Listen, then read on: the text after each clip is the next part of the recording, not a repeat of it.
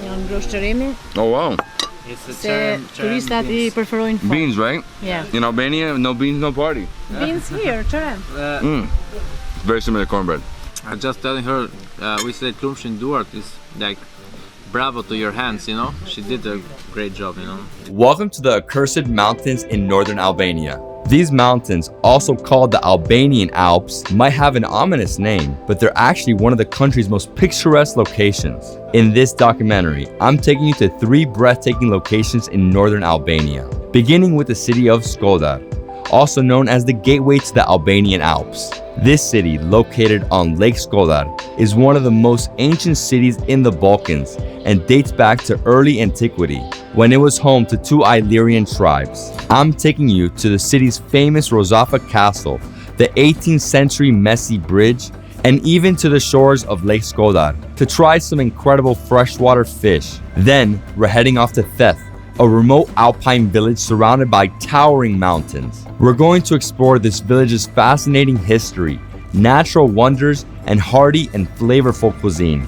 And finally, we're finishing up in Valbona, a picturesque mountain resort town that's known around the globe for its world-class hiking and stunning vistas. Along the way, we're going to meet friendly locals and learn about the way of life in Albania's northernmost reaches. So get ready to go on an unprecedented adventure right now as we explore the cities, villages, and natural beauty of the Albanian Alps. Let's go!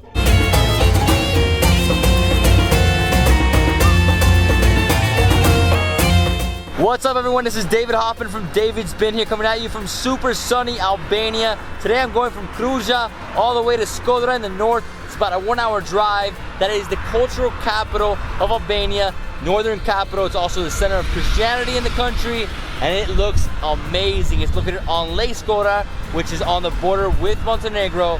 I mean, the whole place looks stunning. I cannot wait. And right next to it, you have the Albanian Alps. Today what we're doing is we're driving 1 hour. We're gonna see the town at night. We're gonna go to a restaurant. We're gonna have traditional dinner. I'm excited. I hope you guys are excited. Let's do this.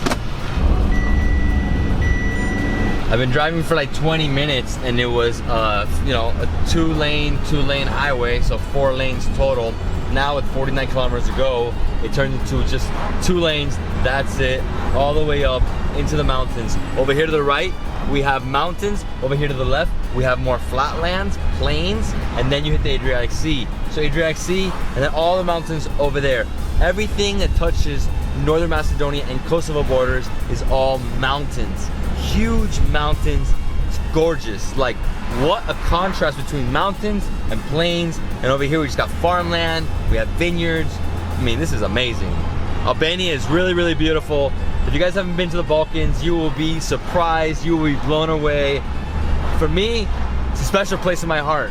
One of the first places I traveled to in the beginning of my career was Slovenia, Croatia, and Montenegro, and it changed my life forever. Since then, I went to Serbia, Bosnia, Bulgaria. I'm still missing Kosovo and Romania. Someday soon though, for sure. The temperature's dropping, it's really windy. It's actually, I think it's starting to rain right now. Wow, beautiful, really, really stunning scenery here. It really reminds me of Umbria, Italy, where my family's from. Over here we have mountains. We're like in a valley right now. Whoa, the wind is intense. Yes, northern Albania. And this is Shkoder. As you can see at the very top, that is the castle. We just passed the bridge, we passed the mosque. I'm gonna continue on the main street and then go up into the city center to meet with Andy, who's gonna be taking me around for the next few days. And yeah, and then we'll start exploring Shkoder. Unfortunately, it's raining. It's barely rain on this trip, but right now it is raining. And it's just drizzle, it's not so bad, but still, you know, when it rains, it's hard to be outside with a camera, but we'll be good. Just gonna walk around and then go straight to dinner. Andy, how you doing, man? I'm alright, thanks. You? Northern Albania, here we are. Welcome here. It's a great place to be. So I'm staying at Andy's guest house and he's taking me around for the next few days. So you have a guest house? Yes, I do. I have a guest house in Shkoder and also have a travel agency here too. So yeah, so he provides tours in the area. So if you're ever looking to come up here, you know, Albanian Alps, see Shkoder, but also go up to Theth, Valbona, that whole area, the lake, ancient Roman ruins. I mean, there's so much to do up here. I'd say you can easily spend 4 or 5 a week up here. So this is the old town. Yeah. This is obviously not a pedestrian only street No. because we're on it, but there's one coming up later There's down. another one coming up on the left-hand side, but this one is called the Old Town. That one it's called the pedestrian street or the Kolo Hidromeno. Hidromeno. Yes.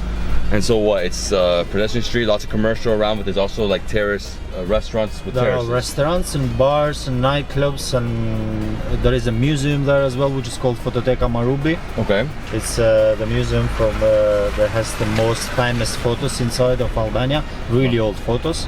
Oh. So yeah, it has almost everything up. So there's like the heart of the city right here. Yes. Heart of the That's city. where the people like pass their time and have a drink or a dinner or relax.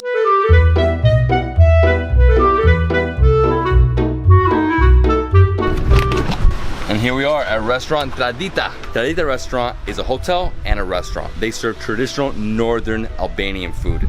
They also have a souvenir shop right here at the entrance. So you can see souvenirs. They have the amazing hat, right? The hat. They have pillows, basically like ethnic clothing. Oh, I love this. The guitar, amazing. With Scandinavian bag. National hero. All right, guys, I'm starving. Let's go inside. Let's see what they're gonna serve for us. Northern Albanian food, exciting. So in the far back, we have a huge terrace, and that's like the way the traditional houses were. There's this terrace in the middle, and then you have all the rooms around it. And now we are in the main dining hall, as you can see, really traditional. Nice stone walls. You have wine hanging from the walls. You have all these pictures at the top, like traditionally how it was up here.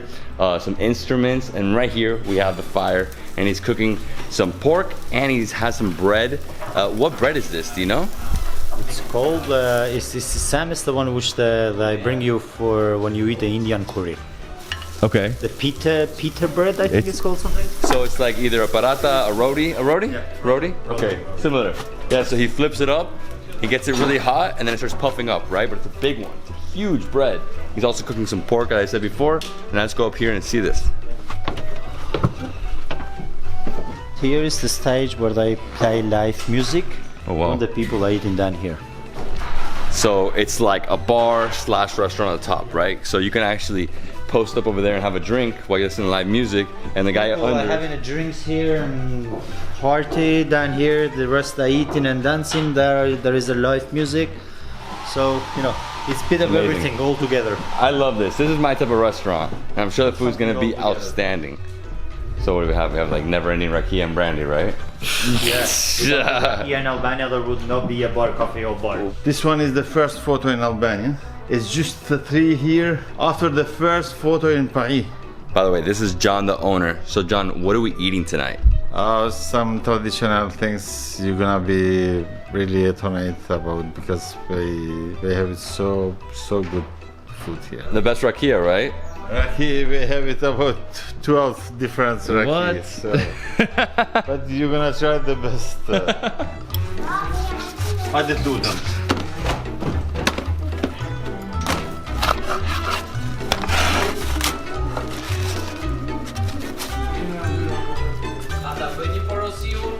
So the bread is kulech.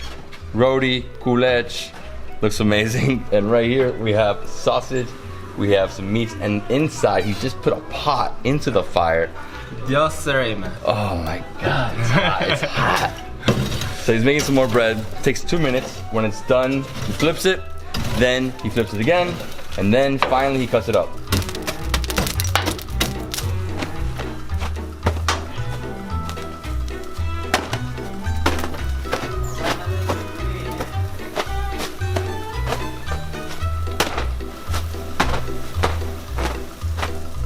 So what are you gonna show me? Something special? All original, all area, because Albania is very rich in ethnography, and we have this chance to be in the modern time with the original dresses from many years ago. So in Albania, repeated all time same design. So jublet, this kind of dress we call jublet, is the pride of Albania, but at the same time is the pride of Balkan, and it's also some rich values for Europe also. Hello. This is the back. Yes, what are you doing? Cutting vegetables. Hello, how you doing? Very good. Doing some good stuff here. He's making the bread here, so he's just rolling the dough. It's like pasta. There's like a seafood dish over here. It's like squid. You got mussels. The next one's like a similar to risotto. She's cutting tomatoes. I mean, it all looks amazing. That one looks so good. Mushrooms. This is meat with wild mushrooms. Oh, I need to try this one. This is the best that we have here. The best? Yes. Then we're trying this one. For sure. This is crazy good. That's beans with tomato and pork meat. Yes. Oh. Here in Albania, Oh, yes. no bean, no party. No bean, no party.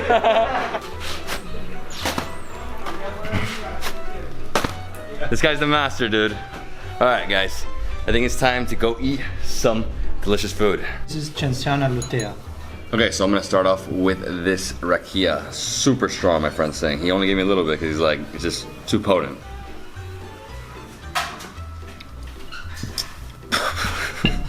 It's amazing though. It's good. It tastes really, really grassy. Like maybe some thyme. This stuff is strong. And this is the feast. Amazing. Got the bread. Got right here cheese. It's still sizzling in the tava. We have wild pork sausage. We got pork, eggplant, red pepper, green pepper. Over here we have cucumber, tomato, cheese, fresh goat cheese. The beef with wild mushrooms in the tava. This is gonna blow my mind. My friend, thank you so much. Thanks to you. And then also some more rakia, because why not? Okay guys, I'm gonna jump on this. This is what I wanna try first. I've been waiting for this the whole time since I saw him put it on there. The sausage. Look at this. Okay guys, let's try it.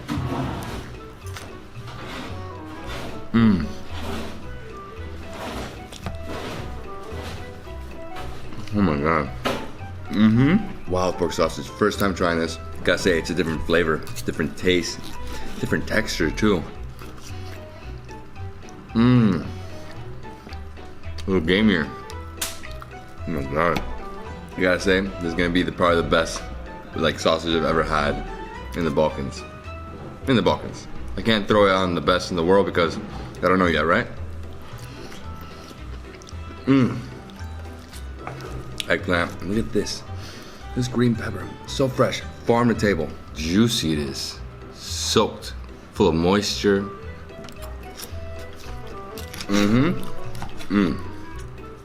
Like explodes in your mouth. This and the sausage together. The earth and the animal combined. Wow.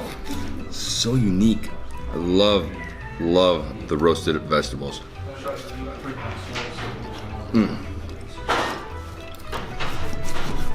Next up, we gotta try this one. This is just regular pork. Oh, I like the roastiness to it. You could taste the smoke. Wow, a little bit of fat. Like gelatin burst out. Not so gamey compared to this one, because obviously this is wild. This one is, it's not wild. It's raised in a farm, not factory, farm.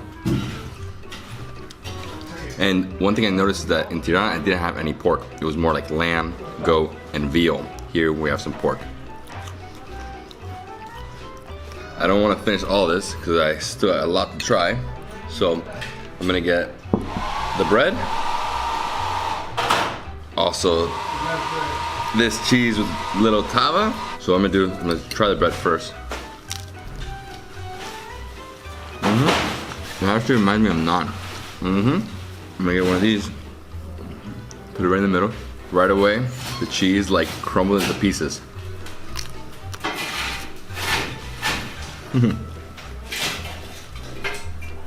Just oozed out. Oh yeah. Cheese is still really hot. Whoa. Oh man, it's crumbly. It definitely pairs really well with the bread. So put it in here like a mini sandwich, right?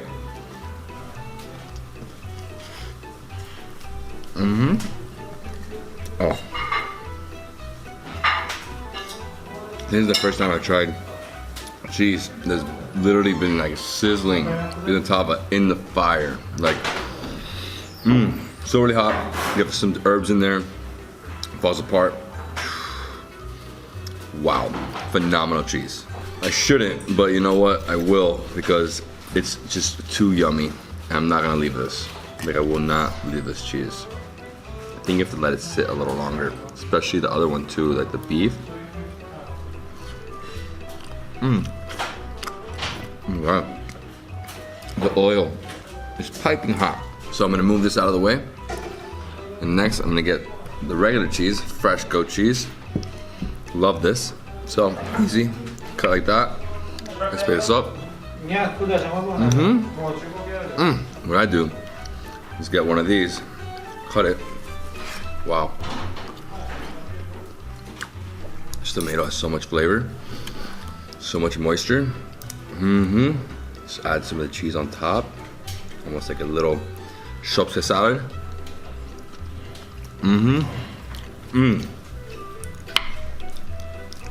Do this all day long. I'm pretty sure my favorite cheese is feta cheese.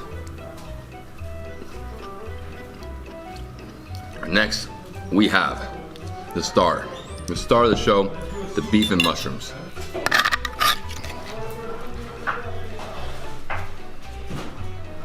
This is so exciting. Man, beef and mushrooms.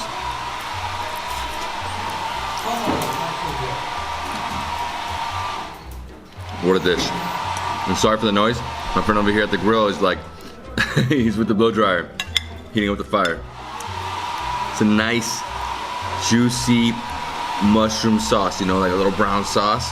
Oh, the veal, the juices have like poured into the sauce, and you have the wild mushrooms. Cooking food on a tava. There's nothing like it. It changes the flavor completely, those pots.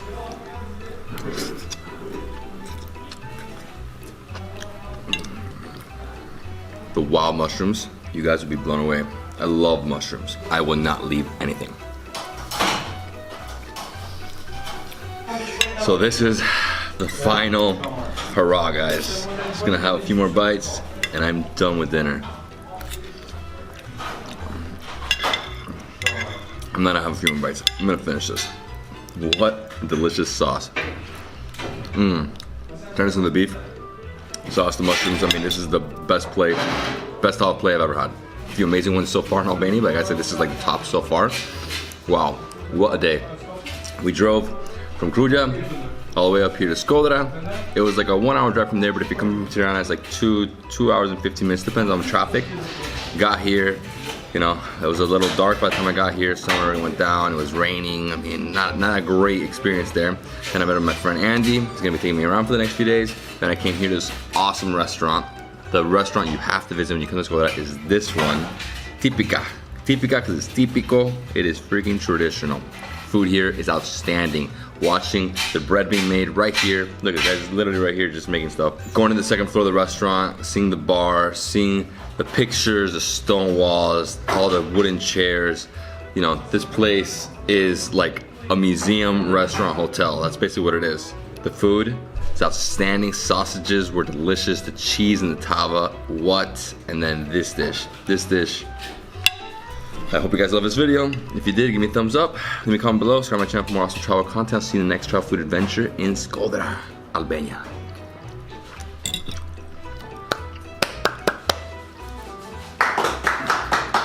I love it. How do we say cheers again? How do we say cheers in Albanian? Gëzuar. Gëzuar. Yes. Gëzuar.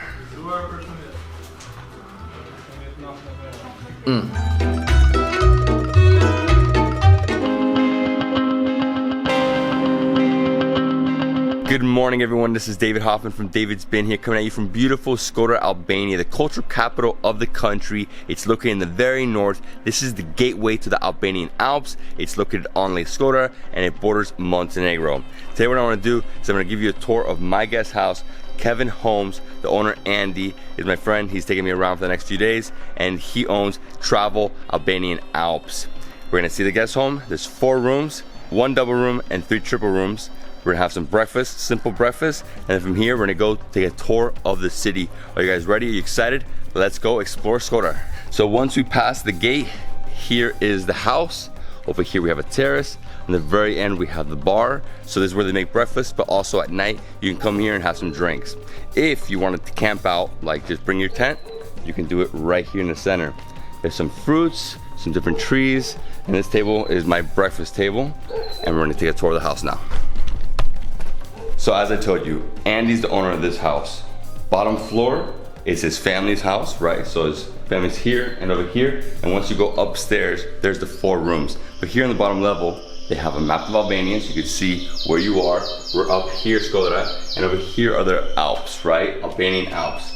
They also offer these tours, so 3 days, 3 days, 3 days, different tours. So the best thing to do is probably do this one, which will take you around here to this lake. You go up the lake, then eventually you get to Valbona, then you hike 8 hours, then you see Theth, and you come back. That's 3 days. That's what you should do. So really, you should probably just take 4 or 5 days to explore the northern part of Albania. Let's go upstairs. And this is it. 4 rooms up here, and you have the bathroom. Over here, this room has 3 beds. Beautiful, simple. Over here we have a terrace. Nice. And this room over here, straight across, has a queen bed. Perfect. So this place is for couples, or if you really want a bigger bed, stay here. This room is basically the same as that room. It's basically identical, right? Love the ceiling, nice wood. So this is like a typical home here in Albania, right? This is a guest house. You're staying at somebody's house, and this is my room. So you see 2 beds. It really has 3 beds, but he took a bed out because he said, you know, I should have more space for all my luggage, right? Sorry for the mess. Too many things here. And over here is the bathroom. Nice, clean, affordable. It's perfect. All right, let's go to breakfast. Andy, what's happening? Where's my coffee? My man, you good? I'm alright, thanks. You? Awesome. Thank you. Thank you. Oh, I didn't even show you guys. Look, so over here we have some vines. So he's growing grapes. Obviously, if he really wanted to, he can make some rakia. That's usually what people do at home. Wow, look at this. That is beautiful. Dude, you should put a table out here. And this is our breakfast. We have some eggs, cheese, tomato, cucumber, butter, jam, espresso, tea, bread, and apricot juice. It's like pure, the best. And so this is all included in the price. So it's 12 euro per bed for the, for the 3 rooms, 24 euros for the other room. Go over here and get some eggs, make myself a little sandwich. Simple, homey. Basically all from the farm, all from the garden. The cheese is the best. The tomatoes here. Oh my God. Breakfast in Albania, so you should have some rakia too. There is homemade rakia. So without this, you can't really wake up in Albania. That's for sure. This is the best part of the breakfast, man. Cheers. Woo! That's perfect. I love it. They pair this in the morning with their coffee. Again, this is to wake up, give you energy. Just have one little shot. You gave me more than a shot, man. That's the Albanian shot? Okay. That's the best. And this rakia is produced by Andy's father. So it's super natural. And this is how you should drink it. You should drink it from somebody's home. Never really from bars and stuff, because that's more from like, bigger wineries and stuff. I mean, which is still good stuff, but this is like the pure, amazing Albanian rakia. You gotta limit this. It's still too much, but this is awesome breakfast. Simple, everything I need. Lots of energy. I call this the Albanian breakfast sandwich.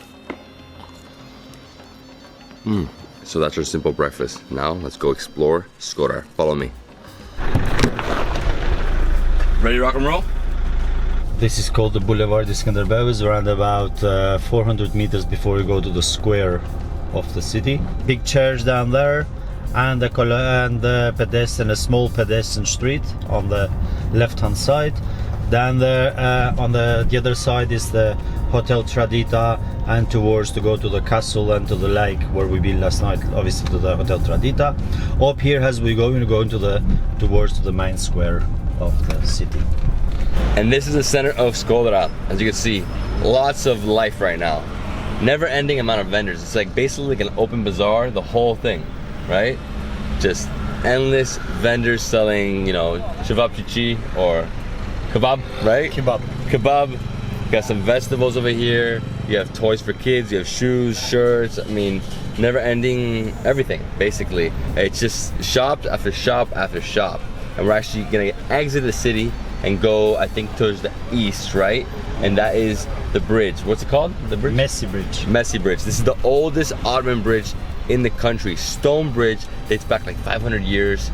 And yeah, it's one of the sites you have to see here. It was built since the Turkish were here. Since the Turkish were here? The Ottomans. And over here to the left, we have the Mesi Bridge. So it was built in 1770 by an Ottoman Pasha. And here we go, let's go see it. And this is the bridge, guys. Wow. The oldest bridge, Ottoman bridge in Albania. Look at this, stones. I love these bridges. I've been to a few of them in Bosnia. I mean, they're just gorgeous. Look at that. Arches.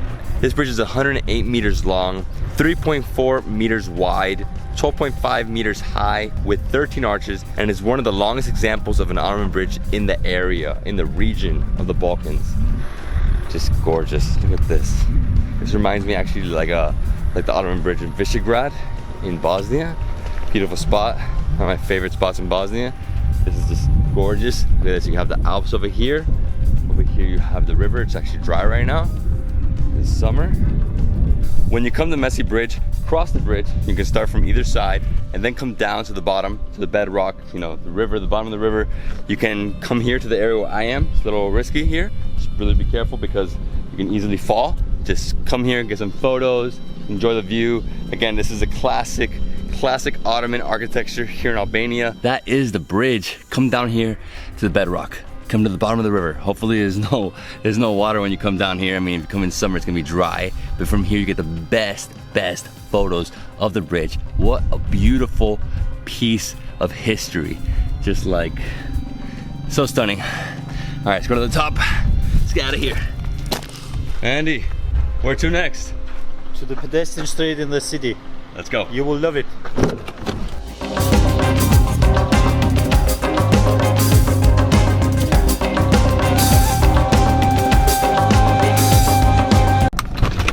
And this is the center of Shkoder. Beautiful old center. As you can see, really colorful, very Italian looking. You want the bag? Lots of colors, lots of cafes. Yeah, for sure, let's do this. So we're gonna walk over to the pedestrian street, we're gonna see that. It's where a lot of people are just hanging out, drinking coffee at night. It's a perfect place to have a drink. I have my office here, so I spend all my time here. Okay, awesome. All day. Pedestrian street. Pedestrian street, that's it. Pedestrian street, yeah. Here is all the bars, the restaurant, the live musics, and everything you need here. You can come relax with your family or relatives, eat, drink. So this is like a typical European street. You know, you come, relax, drink. Everybody's here having coffees, smoking a little cigarette, and chill. Depends what kind of cigarettes you want. At the end of the street we have the mosque. Yeah. So the mosque, 2 minarets, beautiful. Lots of life right now. The street on the right hand side you have the mosque, on the left hand side you have the Catholic church. In the front of the mosque you have the Orthodox church, so like 3 of them together, and I always lived really happily together, so I never had any conflicts whatsoever here. He loves this street. The only reason he loves this street is so he can have a rakia. No. Every bar where we go, he has to have a rakia. No, dude, Look at me. I'm Albanian, I drink cola. He drinks rakia. Come on, does this make sense to you? I mean, this is what people drink in the morning, and you know what? It's actually really He actually nice. opened his eyes with rakia, so you know, the whole day is gonna go drinking rakia. I love this street, guys. It's a perfect place to just relax, hang out right here in the shade. Awesome. Over here, mosque. Over there, we have the center of the town, right? And that's it. Yeah, right? It's a great street. And all the major attractions are in the area. So right here, we have the mosque. Over here to the left and the right, we have 2 churches.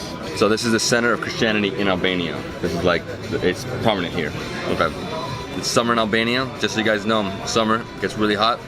Winter up here, it's freezing, right? Does it snow No, here? it's not freezing. It goes like 16 degrees. It's not. 16 degrees. Freezing, Oh, okay, It's okay. not freezing. But doesn't it snow here in Skoda? No, not here. Only in the mountains. Or in the mountains? Only up north. It snows up to 4 meters. Right. Here, not really. Not really. No. Okay, so there's a souvenir shop here. Just wanted to see if you have anything traditional from Skoda. So, yeah. So, what's like the most like North Albania? What's North Albania here? What's the North Albania here? Let's see here. All these wooden ones here, and I can't see. What else? This is as well we used to use them before for the coffee. You put the coffee in here, twist this around. Lanterns, a lot of woodwork. They have mugs. They have different ethno This one stuff. is an instrument which the Albanians use it. In Albania we call it chiftelia. All right, let's continue. Let's go see the mosque. Mosque time. Here we have the mosque. It's called Jamia Ebu Bekr. And on the way to the castle, we could see more of a bazaar, right? Just never-ending bazaar. And this bazaar is not like a traditional bazaar where it's just like one marketplace. This is spread around the whole city, different streets, different vendors, mainly selling In each corner you can find people selling especially vegetables. vegetables. Fresh vegetables. Like from the garden in the morning to the street and sell them. So like completely fresh. There's nothing wrapped up in plastic bags or anything like that. Frozen and defrozen. It's all fresh. And here we have the castle. What a monstrous stronghold. So as soon as you get to the castle, you have to take this narrow path all the way up. And then we have an entrance. And you said there we have balconies. You have basically incredible views overlooking Shkoder city, the lake, the Alps. So this is the castle. Costs 300 lek to get in. It's open every day from 9 a.m. to 4 p.m. Let's go inside. So I'm gonna climb all the way to the top of the castle. It's a big castle. Wow. I'm like running up. I highly suggest coming here really early. I'd say even when they open like 9 a.m. because now it's almost noon. Actually, it is noon and it is scorching here in Albania. I mean, just making your way up. Look at the views. What a beautiful spot. Over there we have the lake. We have Shkoder. Over here farmland. We have a mosque right there. Wow. Beautiful castle. As you can see, incredible stone floor. Whole thing is original. Over here to the left and the right, we have these little arches. I'm guessing this is where the stables were. So if you were to enter, enter the castle, leave your horse here, and then start walking in. Another gate, and we have a souvenir shop. Souvenir shop, everything Albania. Everything Albania. So this is how it's gonna be throughout the castle. You're gonna have beautiful viewpoints. Obviously this is a stronghold. So from here, they had to have a good view of everything. City, the river, the lake. On the other side, you have mountains. As you make your way through this huge castle, you can see it never ends. You got the walls over here, and you go up a hill, right? So you have the main street in the middle, or path. And over here to the left and the right, we have the walls, we have the flag, and this right here shows you how big this castle is. So the entrance to the first courtyard is conducted passing through a gallery protected by a high dungeon. In the eastern part of this courtyard are preserved the ruins of the Venetian neighbor. The whole surface of this courtyard was protected by 3 towers built in different periods, since the Middle Ages and the Ottoman period. As you keep making your way up the castle, you get here to the second courtyard. Here you see lots of ruins, more walls. There's actually a storage space, a prison, and a church, and later that church was converted into a mosque. There's also 4 barrels or vaults for water, and that's over there and over there. And here we have the barrels. Similar to a well, basically just water storage tanks. Wow, lots of water still in there. Over here, this one doesn't have a fence. Woo, you fall in there, you ain't getting out. Made it here to the end of the fortress. We have a museum over here. See, there's like a little shop right here. Get some water. And from here, we're gonna get beautiful views over the lake and a little bit of the mountains over here. Look at this view, incredible. You got the river, mountain, lake. I mean, this is just epic, epic. And that was our tour of Shkoder, beautiful cultural city. We started off at Kevin Home Guest House. We had some breakfast, had a tour of the property. Then after that, we went to the Mesi Bridge, the oldest Ottoman bridge in the country. Then from there, we went to the city center, saw the pedestrian street, had a little raki, finally walked around, saw the mosque, saw the church, and then made our way all the way up here to Rozafa Castle. Rozafa Castle, what an incredible view. I think you need time there.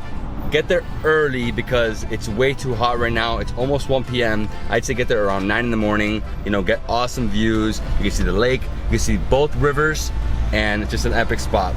And guys, if you love this video, please give me a thumbs up. Leave me a comment below, subscribe to my channel for more awesome travel content, and we'll see you in the next travel food adventure in Shkoder, Albania.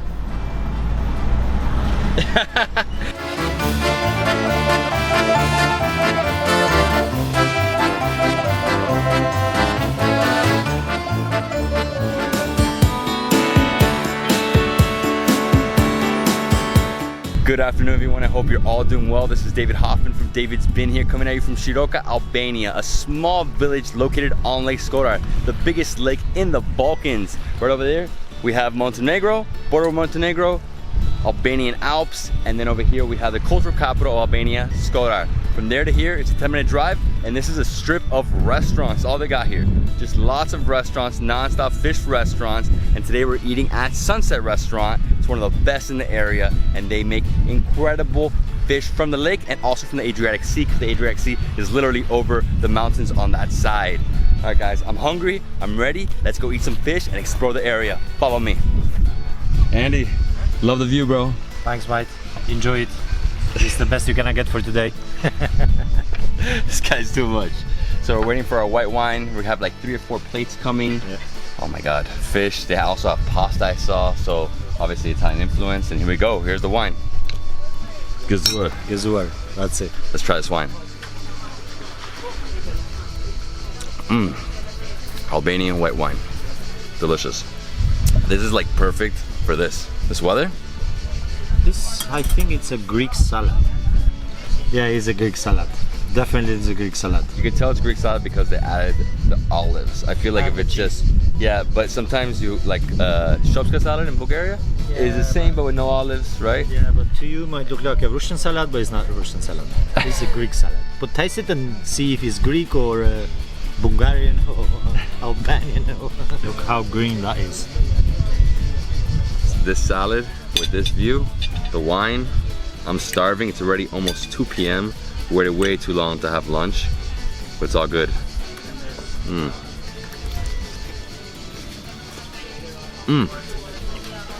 So fresh. Nice lettuce. And the best thing about everything you eat in Albania is that it's farm to table. Straight up, it's grown in the farm right here. They bring it here. Nice bread cheese. Is it good? Good, enjoy it. And this is an Albanian olive. They have loads of olives here.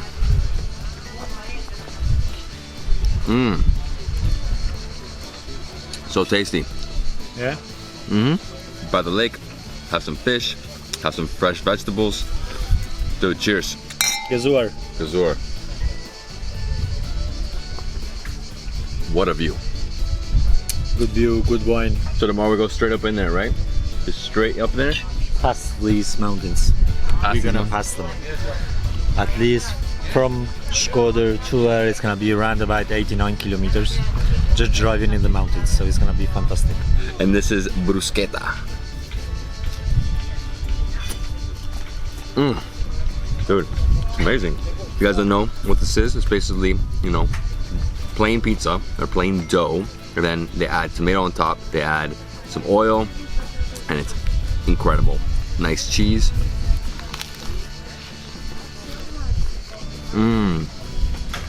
This bread is made like a pizza, wood oven. It's you know, nice and crispy, nice and soft. I love the cheese. The tomato is super fresh. Wow. You know, just slow down with this. Still have a lot of fish. Oh my God, what is that? That's, you have to get a hammer, Diego, and hit it. I haven't got a clue yet. I'm just trying to figure it out how to open. So the fish has been baked with salt throughout the whole thing. We have to basically dive in and cut it open. We have 2 different fish plates. We have the one of the trout from the lake in the Tava, and then over here we have the Basically, it's an Adriatic Sea fish. I don't know exactly which one it is, but it's baked in salt. So it's salt, and then they crush it open, they break it, and then he cleans it out so you don't get any spines. He slowly cleans it, and then he serves us. So here we go. Salted fish from the Adriatic Sea. Let's try this. I'm sure it's gonna be super salty. No. Cool. Good. Oh, man, I love the salt level.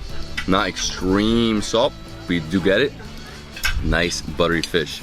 And I don't know what's happening here, but there's like a freaking hornet. Wow.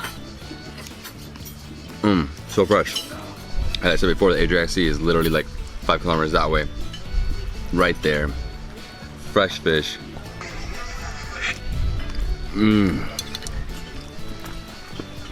Oh, this is bomb fish. Look at this, delicious flesh. Just make sure there's no bones, no spines, right? There you go, a little bit of a bone. Take it apart, another one here. Be careful with this, it's my enemy. I love fish, but I hate the bones. The lake for sure, this is probably trout. And they don't skimp out with how much fish you get. And for 2 people, that fish is perfect. You know, the Greek salad, bruschetta, the fish, I'm already full. This other fish is just excess, but I really gotta try it because obviously that's from the lake. Tomato sauce. Salty. This is nice and it's not as salty as I thought it would be. So it's great. There you go. This one is for you, Dave. I hope I don't choke to death.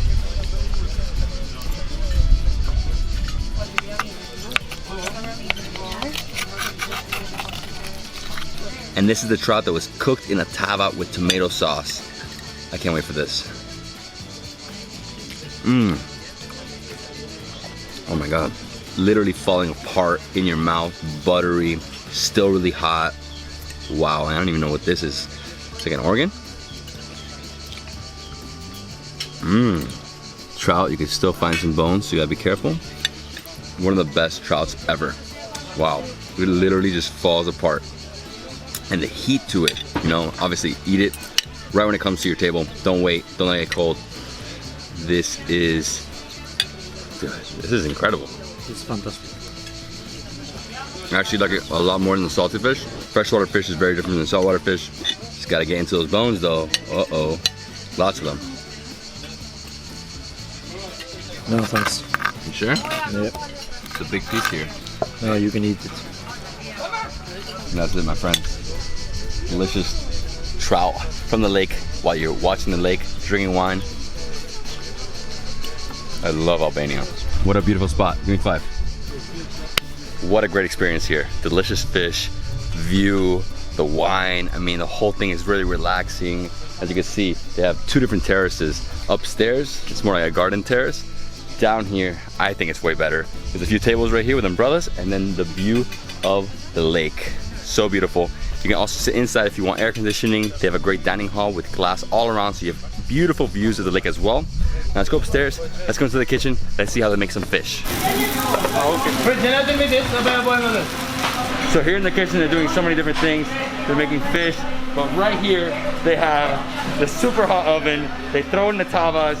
You have fish tavas, meat tavas, cheese tavas. I mean, I can't even be here, it's too hot. Literally, to get here, oh, it's like 500 degrees. We are done with Sunset. Sunset restaurant here in Stroka. Let's do it, let's rock and roll. Hot, huh? Too hot. Albania in summer. It's scorching, but it's worth it. Especially people here come just for the fish. No one comes here for pizza, no one comes here for meat. Shiroka is known just for fish because of the lake, and that's it. So you can't go out on the lake on a boat, right? You just come here, you have fish. You can swim. Oh, you can swim. You can swim if you want to.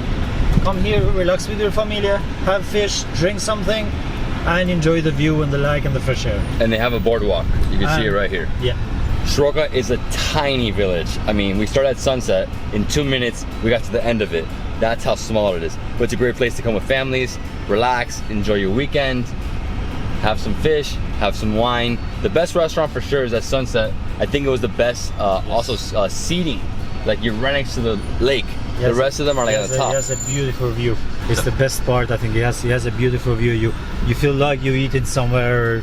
Well, you feel like you eating actually on the lake, not instead of the rest which they here, which they have nothing to do with the lake. So we just crossed the river, and right in front we have the castle, the main fortress. It looks over everything. From there you can see Montenegro, the Alps, the city, rivers. I mean, it is the best place if you want to get a bird's eye view of the city and the surrounding area. And yeah, this is Shkoder, right? Shkoder, cultural capital of Albania, northern capital, people say that. But Shkoder is quite nice actually. It's not big, it's quite a small city, but it's with everything inside. Basically we have the lake here, we have the sea only 23 miles from Shkoder, Velipoja seaside, and we have the mountains up there which are really famous right now. We have the biggest national park, Theth, which is really famous all over Europe and almost all over the planet. And we have Albania, which is famous too, and Lake Komane. So without coming to Shkoder, you can't visit none of these places. They call it siesta, and basically the people like go and home, relax with their families. Someone has a nap for a couple hours, and then everybody shoot back out around 5:30, 6 o'clock in the evening until 12 midnight, 1 depends. Very Spanish and Italian of them. Siesta time. Big stuff. Yeah. And that was Shiroka Sunset Restaurant, the best place to eat fish here in Shkoder. It's only a 10-minute drive right there on the lake.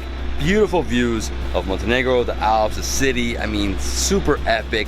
I gotta say, the fish was phenomenal. The tava, the salty fish, wow. But the trout, I gotta say the trout was, for me, the best. Obviously the bruschetta, the salad, nice white wine from the house, and the experience. I mean, you go in, family style restaurant, everybody's super friendly. It feels high end, but it's really local. You know, everything is locally sourced.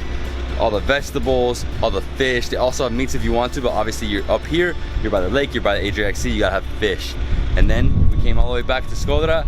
We saw it basically dead. It's dead right now. But yeah, guys, I hope you enjoyed the video. If you did, please give me a thumbs up. Leave me a comment below, subscribe to my channel for more awesome travel content. I'll see you in the next travel food adventure in Shkoder, Albania. Peace.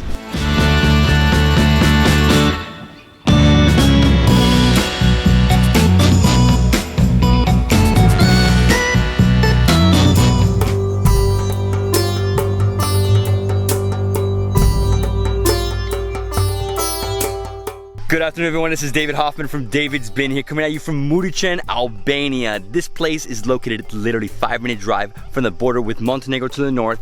Over here we have the Adriatic Sea, and over there we have Lake Shkoder. Today I'm here at Agritourism Shega, which means pomegranate. This place is famous because they produce pomegranate juice. Unfortunately, right now it's August and the pomegranates aren't going to be ready until September, but I'm still going to try some juice. We're going to get a tour of the property because they also produce tomatoes, tangerines, and we're going to have dinner here. And if you want to experience like real village life up here in northern Albania, you can stay here for a night, 2 nights, walk around the village, and really get a local experience. Let's go inside, let's drink some pomegranate juice, maybe some rakia. Let's do this. So there's the property. Right here we have the house. Over here we have a little garden. Up there we have a bunch of different trees. I don't know exactly what's up there. This is a bottle of water cold. Not rakia, not rakia. Not rakia, no. So these are the pomegranates, right? I love pomegranate. Oh, it's so good. I can't wait to try the juice. And these aren't ready, as you can see. Really, really hard. Not ready yet, still got about a month to go. Now that we saw the pomegranate trees, let's go try some juice. This is the house. As I said before, you can stay here. Over here we have the garden. Really nice area, you can just sit out here. Wait.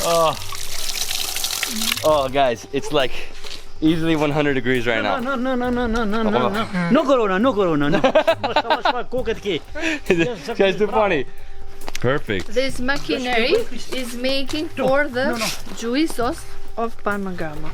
So here we go, pomegranate juice. Yes. Do you like that? Oh my god, it is amazing. It is amazing. Gazor.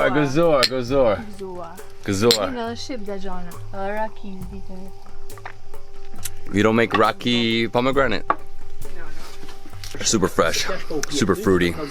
I love pomegranate. Almost like a super berry. This squeeze of pomegranate can press. So the way you make the pomegranate juice, he cuts it in half, he puts it into this machine, and then he presses it down, and the juice comes down. Gazur. Welcome in our house. This is super delicious, refreshing in this heat. My God, the amount of fruit in there, and pure, no added sugar, nothing. It has not sugar. It's very delicious.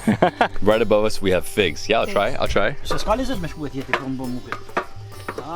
This guy's too funny. He's getting figs for me. I'm gonna go up here with him. Ho ho ho ho. This is awesome. Davis.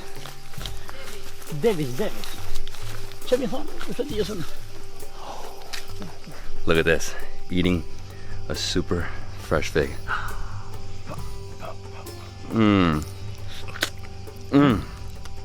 Oh man. So good. Oh my God. No. Yeah? More? Oh, flesh. I love it inside. It's like an alien. No coronavirus tu, ska coronavirus tu. And they also produce grapes, so they have grapevines. And these are what? Apricots. Pears. Tomato, tangerine, grape. Onions. Here to the left we have white grapes, and over there we have red grapes. Wow, this is awesome. They produce grapes all over Albania. Let me see those.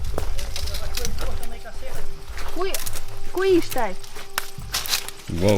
Okay, I'm gonna try a red grape. Oh my God. So juicy. A little sour. It's delicious. It's delicious. It's gonna be ready in like 2 months, no, for harvest. They don't make wine here, but you sell the grapes, no? Oh man, that one's good. Super juicy. What a burst. And this guy has rakia? For you. Oh, these look great. Not as sweet as the other one. Super sour. Oh, seeds too. How many rooms? 2. 2 rooms. So this is a room with 2 beds, air conditioning. We have a table over here, and we have the bathroom. What's really cool, one awesome feature is this big tree. I mean, it's to put, your bags, your hats, etc. Very nice. Hat, bags. Another room is here. 2 bedrooms, cupboard. The bathroom is here. Bathroom. So this is the kitchen. This is where the mother cooks for you every single day. She's gonna cook a delicious dinner for us. And before we have dinner, let's have some rakia. Yeah. Raki. He really wants me to try his local rakia from the village. It's good, smooth. È forte.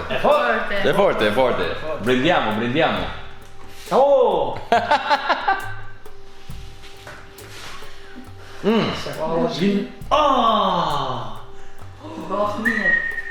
Let's go see the tomatoes. Tomatoes, tangerines. I mean, they produce more than that. They produce vegetables. Wow, the sun being here at 4 was horrible. Right now, it's cooling down. It's nice, beautiful temperature. Here we have more pomegranate. Beautiful, huge. So they get up to the 1 kilogram, and they're not ready until September, October. This is tomate. Yeah, wow. But nothing's ready yet, yeah, nothing's ready. It's not seasoned, I guess. So as you can see over here, you have small tomatoes, but nothing big and plump and red. Yeah, there's only a little bit, not that many, but it's big. So this area where they grow tomatoes is tented. It's very big. There's like 20 rows, a few hundred plants. And yeah, they're not ready yet, so let's continue and see what else he has on the property. Portocale, mandarina, limoi. And here we have their lime. Nice. Whew. Smells good. Smells fresh. What's up, my friend? So that tangerine isn't ripe yet, But over here we have, she says this is an orange, but to me, this looks like a lime. Oh, that's the lemon? Mm-hmm. The lime. Oh yeah, that's lemon for sure.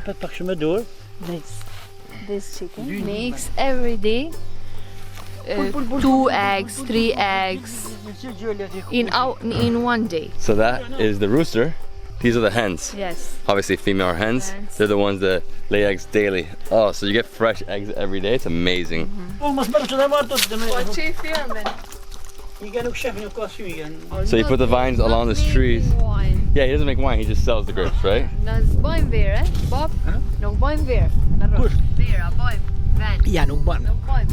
Not making wine.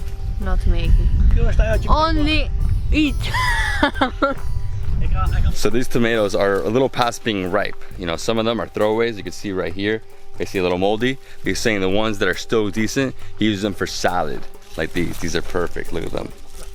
These are great. No mold. Nothing wrong with them. This a little past. So he basically, if he throws it away, he'll probably just give it to like some animals. You know, they always give it back to the animals because if not, you're just throwing it away and just like it's bad to throw food away. Here at the very end of the tomato garden, you have eggplant, so one long row of eggplant. And over here he has, I guess these are peppers? Yeah, these are peppers. These are like yellow pepper, orange pepper, red pepper. I mean, this is great. So I love Albania. Farm to table. We're gonna eat dinner tonight with all these vegetables. Well, not the tomatoes, because those are past due. Little tomatoes. This name is pomodorini. They are very tasty. Yeah? Very tasty. Yes, yes, yes. I found another one. Another one. Beautiful. Herman's tortoise. I love it. So cute.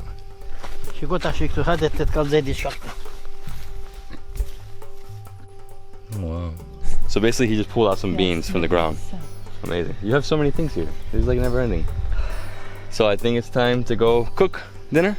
This guy's the man. He was like, we're gonna try some of these tomatoes. We're gonna take them out of the garden, take them to dinner. Perfect. I'm so excited. Delicious. We're gonna actually have chicken. It's an awesome chicken. She's cooking the chicken. In this has the water. This is like a chicken broth, yes, basically. Broth, yes. Chicken broth, okay, nice. And what's this? She's gonna cook something else here? This is for the cake. For the cake? Traditional. That is called Davidsbeenhere. She's gonna show me how to make her traditional cake. So she has eggs, milk that she just put inside, and sugar. And then over here we have flour. When this is in the end, we can take the flour and put here. So when the milk is done cooking, so it's oil and milk, when it's done, she's gonna add the flour. As soon as the dough is ready, she put it onto this pan and she added the egg and started mixing it. The thing is, it's on fire. It's like her hands are burning while she's doing it. So it's the best way for the dough to absorb the egg. As you can see, I mean, she just doesn't stop. She keeps mixing, keeps mixing, keeps mixing. And then once it's ready, she's gonna like flatten it, I'm sure, and then she's gonna put it in here for 30 minutes to bake. So she mixes the egg with the dough for 5 minutes until it's really been mixed. I mean, it's like even changing textures. Look at that, and the color is like bright yellow now. As you can see, now she's flattening it. Super flat, very thin. It's gonna be like that thin. And she's gonna put it in. Separate the cake. She's cutting the cake before it's baked. Yes.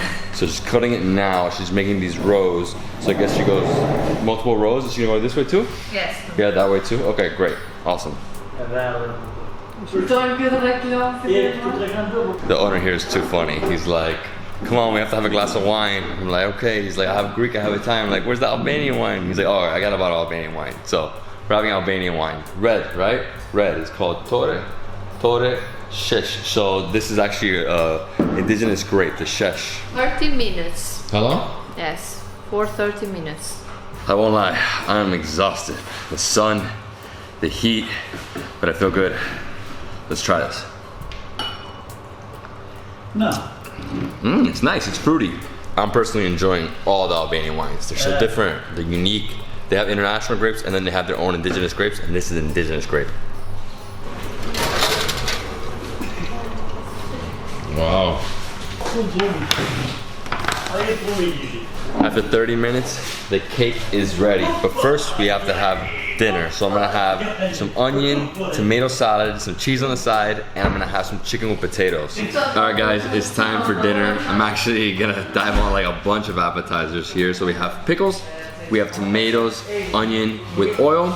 Here we have olives from the garden. This is traditional cheese from the area, goat cheese with onion. And over here we have bread that the mother makes, right? So I'm gonna grab a piece of bread, for sure. One of these pieces of cheese. Oh, I love the cheese here in Albania. And the olives, I'm just gonna grab one from here.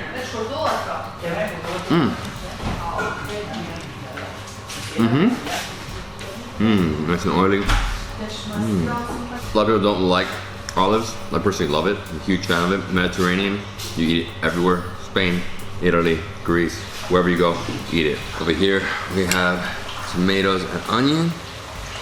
Get some of this, just a little bit. I don't want to get too full. I still have chicken, potatoes, and cake. I know it's for me, but it's a lot of food. And then here we have a pickle. You are so hungry. So this pickle, I just eat like this? What? Do you like? Oh, I like it. A little sour, but it's good. Very moist. It's like dripping. Look at that. Yes. And this is from the garden, right? Yes. Farm to table. Oh. The best. All the shade. All right, time to try the bread. Oh, super nice fluffy bread. Pair that with the cheese.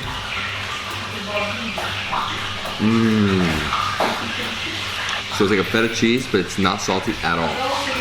Beautiful. So I personally love mixing tomatoes with the feta. It's the best. What I love about this is that we actually pick these tomatoes ourselves right now. We just did. Amazing. The food in Albania every single day is amazing. It's better and better and better. I mean, it's hard to say it's better and better, but it's always so good, so fresh. This dessert is making with water and sugar. Only water and sugar. Okay, so what she added here is sugar syrup on top, and instead I have to wait till it's cold. Can't eat it right now. And lastly, we have chicken and potatoes.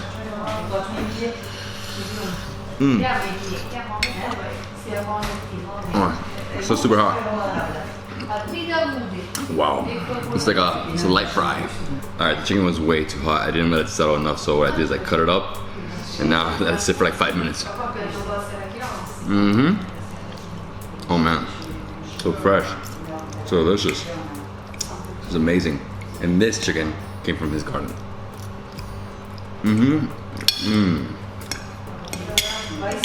Mix this with a delicious cheese. Get more cheese. So fresh, so tender.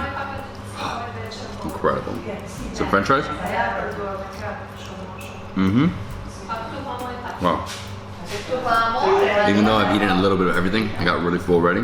So I'm gonna take it easy. I'm gonna wait for the cake. Can't wait. Cake. And the final thing we're eating tonight is Davidsbeenhere, which is the famous cake of the neighborhood or the village, right? And this is it. So it looks super thick, sweet. The sweet syrup has basically gone deep into the dough. Davidsbeenhere.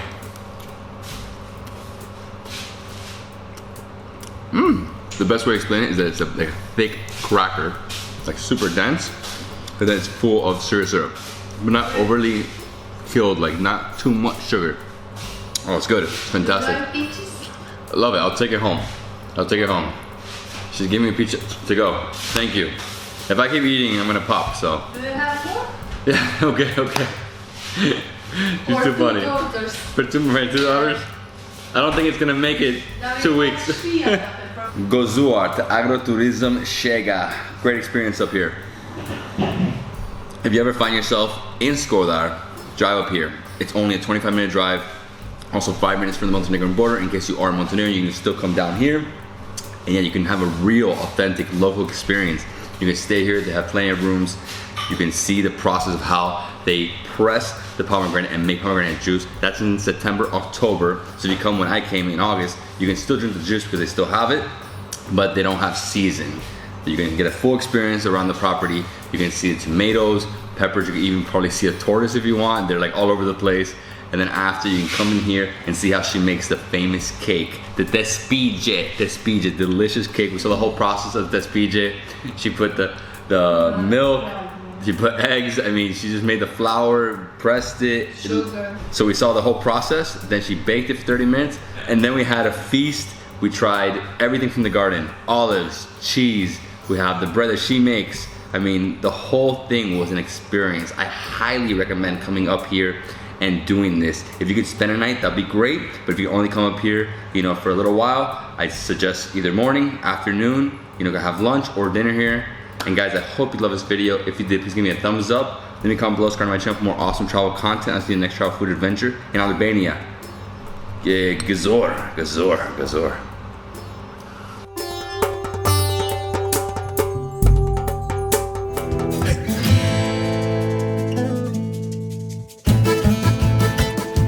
Good morning, everyone. This is David Hoffman from Davidsbeenhere, coming at you from beautiful Shkoder, Albania. Today I'm super excited because we're driving 3 hours into the Albanian Alps to see Theth. That's one of the most beautiful places in the country.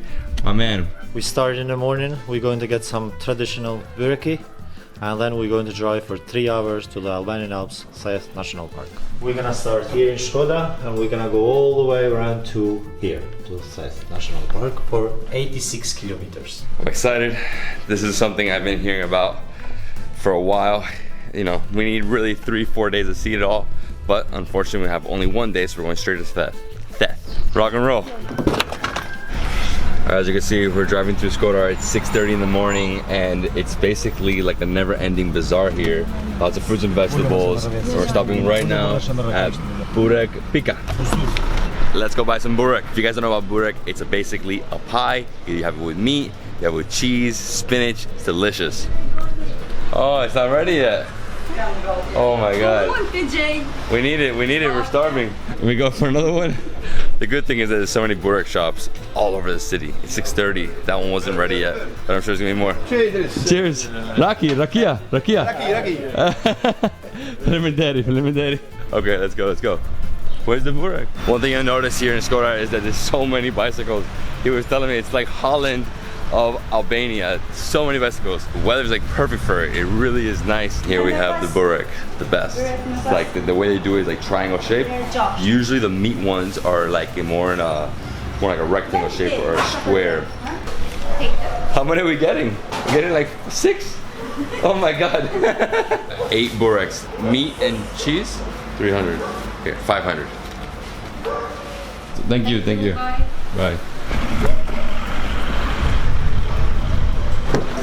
It's a good start. It's Monday, man. You need to start early to finish early. We're gonna see loads of rivers, small rivers, loads of water spring, beautiful view from the mountains. So he's telling me the entrance, once you start getting up into the mountains, it's like gorgeous. Mountains everywhere. He's like, basically like somebody painted it, right? That's what you were saying. So about 90 minutes before we get to the actual entrance of the Alps. From here on, it's basically flat on this main road. And then over here to the right, we see the mountains. So the next 90 minutes are just like this, asphalt road. Once you enter the national park area, then it becomes more of like a rocky road, right? Yes. So you have to come in a 4x4 or at least a big vehicle, because if not, otherwise there's no chance of going there. Yeah. Big rocks? It's not about big rocks, but you just need a higher car. You need a higher car, okay. This is nice, this is super smooth. Sun's coming up, you got mountains to the right. Over here, just basically farmland, lots of different businesses on this road. And if you keep going straight, you can also get to Montenegro? Yes. Yeah? Oh my god, I can't wait. It's hot. Hot burek. Yeah? This one has cheese. The burek's great, but it's way too hot. You gotta wait a little while. You gotta be careful with this. Is it hot? Oh, it's so hot. About 8 of these? It's crazy.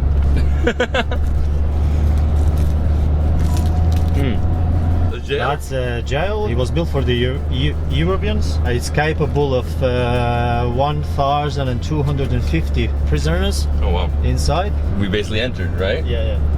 Whoa. Look at that. Yeah, just one lane. This street is one lane. Beautiful. It's amazing. As you can see, we're making our way up the mountain. Over here to the left and the right, we have these beautiful hills, lots of houses, and super high mountains. And the road, as you can see, is very winding, it's narrow, and during high season, when a lot of people are going up and down, it's a little crazy, he was saying, because it's hard to pass. You get stuck behind somebody, a truck, and you're stuck behind them for hours, you know? And one thing that I want to mention about Theth in particular is that, you know, people weren't living there 1,000 years ago. When the Ottomans started invading Albania, that's when people started, you know, leaving Shkoder and went into hiding. And they went into hiding here in the mountains. So they just went up here, and then later, after communism fell like 91, they came back down to Shkoder and they abandoned their houses, abandoned their lands. So then tourism started picking up, and they decided, you know what, let me go back up there, let me open a guest house, let me open my restaurant, because tourists were going up there and there was like no one, not a soul, you were saying, right? Nothing, just like, nowhere to sleep, or nothing to do. Just like empty, just go sleep in the wilderness, basically. Yeah. There's a small village named Boga. There are some few bars, a couple of restaurants here, a nice view. Here the people stop usually when the ones that are going to the Theth. Before they go to Theth, I stop here, they have a coffee, relax, have a cigarette, have a rakia, and then they carry on towards to Theth. And that's what we're about to do. Some rakia, some borek. My friends, are we having rakia? Yeah, rakia. Yeah? I'll have some rakia too. You drinking rakia? Yeah, drinking raki, for sure. We're having coffee, rakia, some water. Uy. Uy. What's uy? Uy. Uy. Water. Yeah. Always the best. Look at this. Look at the nature, the mountains, scenery. Wow. Look at this. So gorgeous. It reminds me of like Switzerland out here. Smells great too. No. Too much. No. She's trying to give me 3 bureks. I already had 1 and maybe 1 more. All cheese. This is like the best place ever. Beautiful scenery. Slide all day long. No. Albanian to Herman. Literally, she just baked it when we got there. The best.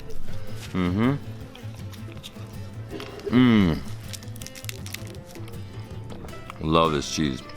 Salty, flaky, doughy. So everybody stops here on the way in, on the way out, to have a coffee, relax, see the scenery. That's it. Look how flaky it is. Golden. Love it. Burek all day. We have 2 types of rakia, grapes and plums. Which one would you like? Plums. Gazur. That's our espresso. You need to wake up. Oh my god, that was strong coffee. Cheers. Cheers. Gazur. Alright, rakia. Made from plums. All of us we're talking about you. You're talking about me, huh? Ooh, this is good. Gives you wings. It makes your heart beat faster. For sure. It opens all your veins, your blood pressure, and loads of energy. Later on, the best thing about this is that it puts you to sleep. I gotta say, I fallen in love with rakia here. Everybody makes it at home. It's so good. It's strong. And it doesn't give you a hangover at all. Well, maybe if you drink a lot, but I've been drinking like 1 of these a day, 2 of these a day. I personally like the plum ones more than the grapes ones because the grape ones are just way too strong. I've had a few that I just like couldn't even drink. Insane. All right, let's continue our journey to Theth. Gazur. Go. Gazur.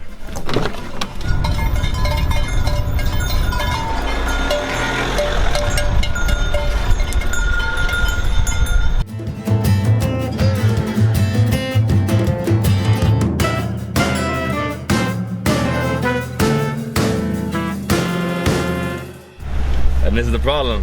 Too many cars in front, stalling it. You're just stalling us, man. Oh my god. We finished with the asphalt now, and now we're going really to the area of National Park Theth.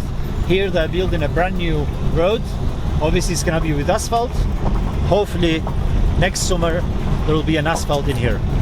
Yeah, so we did the winding road, asphalt all the way to the top, and then now it's like this, just like rocks. Oh my god, look at that view. That's insane. We're gonna stop here at a little balcony so we can see the view. What a stunning, stunning view. This is just unreal. Look at the mountains, incredible. This reminds me of Montenegro, also Bosnia, just huge mountains, very green. Love the peaks up there, and if you wanted to, you can go hiking up here, but I'm not hiking today. Let's go. How much more time to Theth? An hour. Something like that. Well, we just passed the tunnel of the building because he was saying that during the winter, when it snows too much, the snow literally blocks the road, so you can't pass through here. If you can't pass through here, you're stuck. Basically, you can't move anywhere. You have to stay there or reverse back.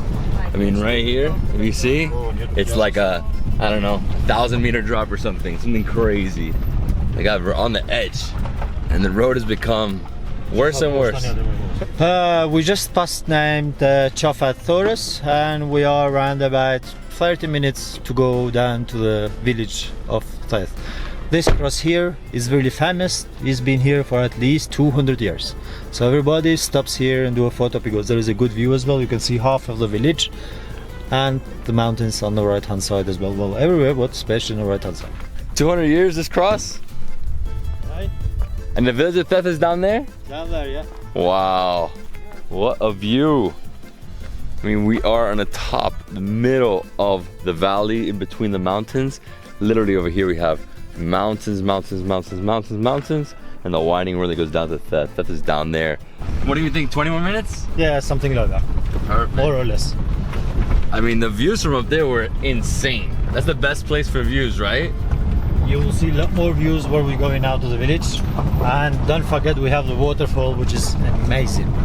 You will love it. You cannot come to Theth in a small vehicle. No way. Once we passed that little roundabout where the cross was, it's just like worse and worse and worse. Lots of rocks. I mean, it's flat, but lots of rocks would be really, really hard.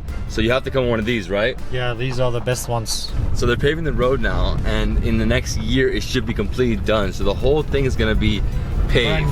Brand new. So it's gonna take, instead of 2.5, maybe an hour and a half to get here, which would definitely help with tourism because it's gonna like fly, you know? And if you have a driver like this, maybe 45 minutes. Hey David, you thirsty? Would you like to drink some fresh and traditional Albanian water straight from the mountains? Let's do it. Let's go. This is amazing, guys. Look at this. You can just drink, oh, the hand too? This is freezing, man.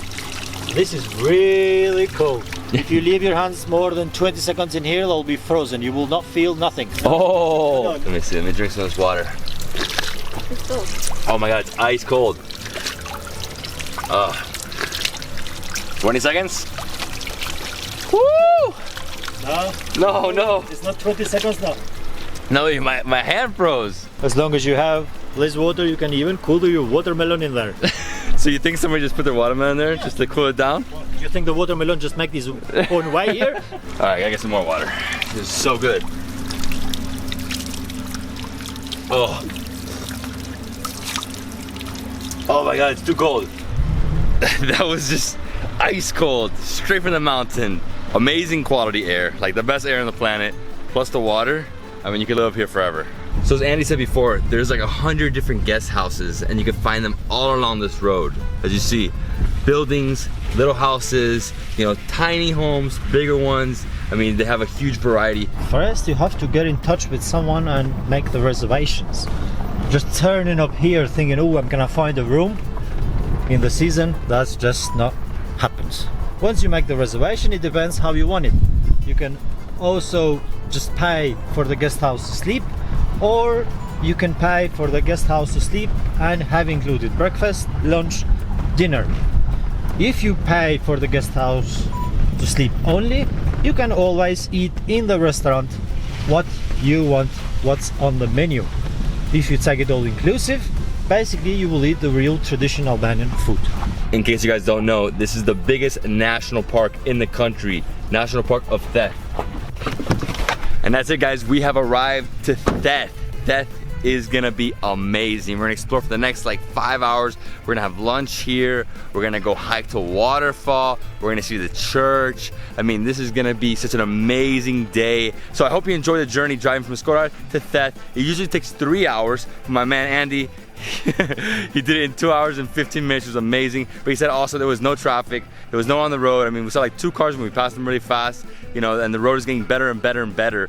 They say late 2021, it should be all complete, all paved, perfect, and you'll be able to get here in 90 minutes. It's gonna be amazing. Well guys, I hope you love this video. If you did, please give me a thumbs up. Leave me a comment below, subscribe to my channel for more awesome travel content. See you in the next travel food adventure in Theth, Albania, Albanian Alps. Let's go.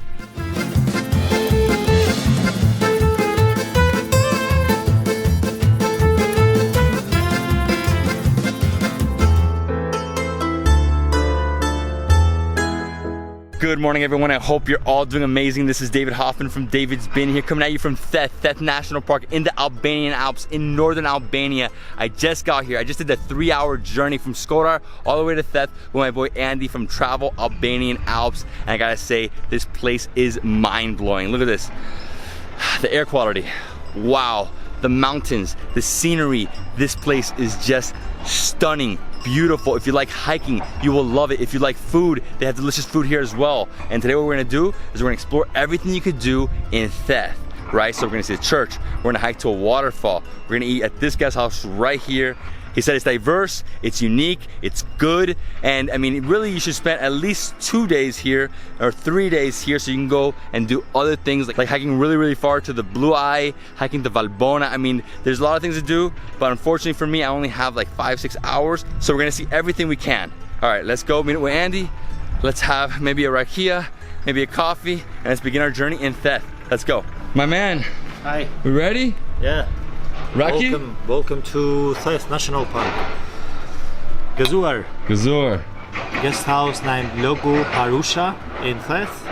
This is the place who I work with, and actually it's the biggest one in Theth. It's capable of 122 beds. Real, everything is fresh and tradition Albanian food. Nothing frozen. Nothing frozen. Farm to table. No. And this rakia is from here. The rakia is from here too. That's like water. That's like literally like water. For now.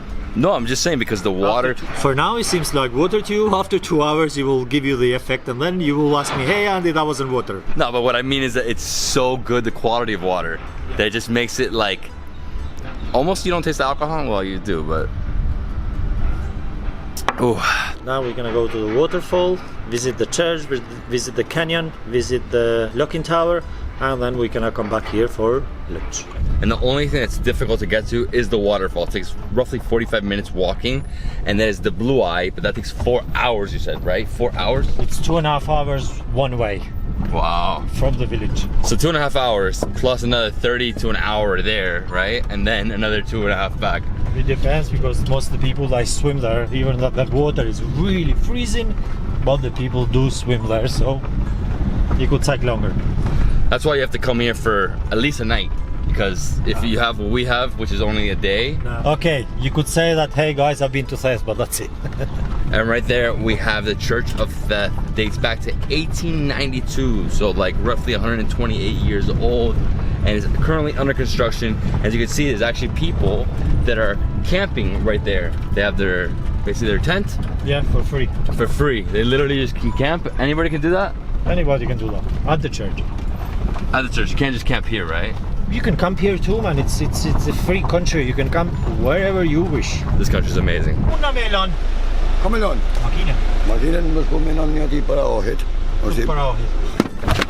And our journey begins. Crazy view. Here, because through there is no path. So this is like a rocky path. I highly suggest hiking boots. If not, wear sneakers, but definitely no sandals. You'll kill yourself here. Woo! Inside the mountain now, man. So at this cross, you make a right, you head down, deeper into the mountain. See the river right there? Wow, that water looks phenomenal. Or right there we have an old home. Really old.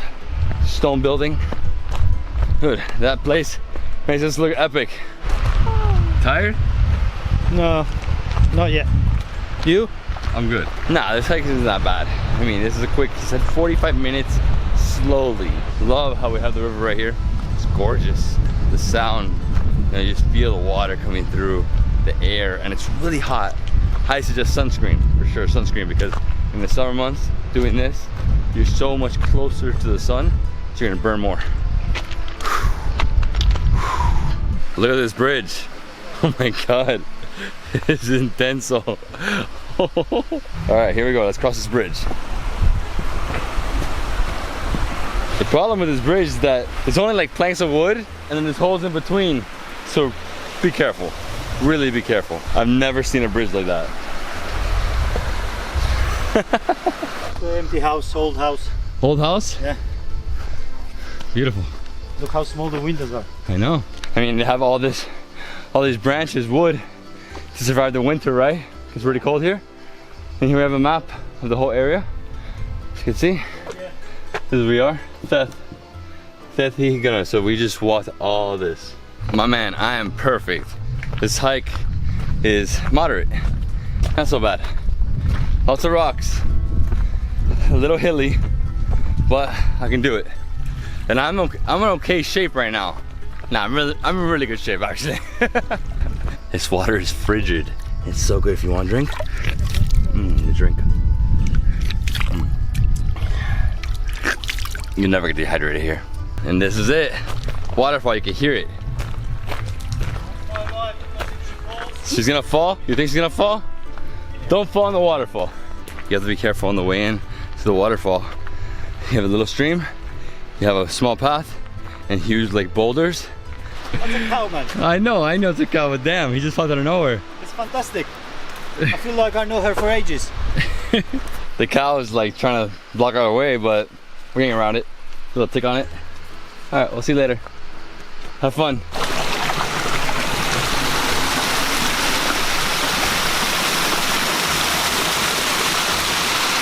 Look at this falls. Actually, there's not a waterfall. There's just a tiny stream of the waterfall coming out from the side. Waterfall is deeper over there. But look at this water. I want to put my head in here. Head. It's tough. Oh. Now we have to climb boulders. Whoa. Definitely be in shape before you come up here. If not, oh my God. And right here, we can see the waterfall. There it is. Yes. We made it. Oh, there's other people here. Cool.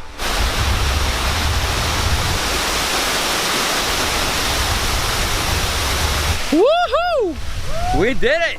Yes. Ah, the breeze. You guys are going in the water? Yeah, let's do it. Take off your shoes. Let's go. The best part about it is that we have the whole waterfall to ourselves. There is nobody here to disturb us. They're saying it's freezing. Like it's freezing. Like you can't stand there too long because your feet freeze. Oh, oh, oh, oh! It's ice. It's ice cold. Ice. Oh my God. Oh, you can't be in there for like more than 20 seconds. Oh, it's cold. I'm standing on a rock now because I couldn't take it. This is incredible. Look at this. Wow. Albania.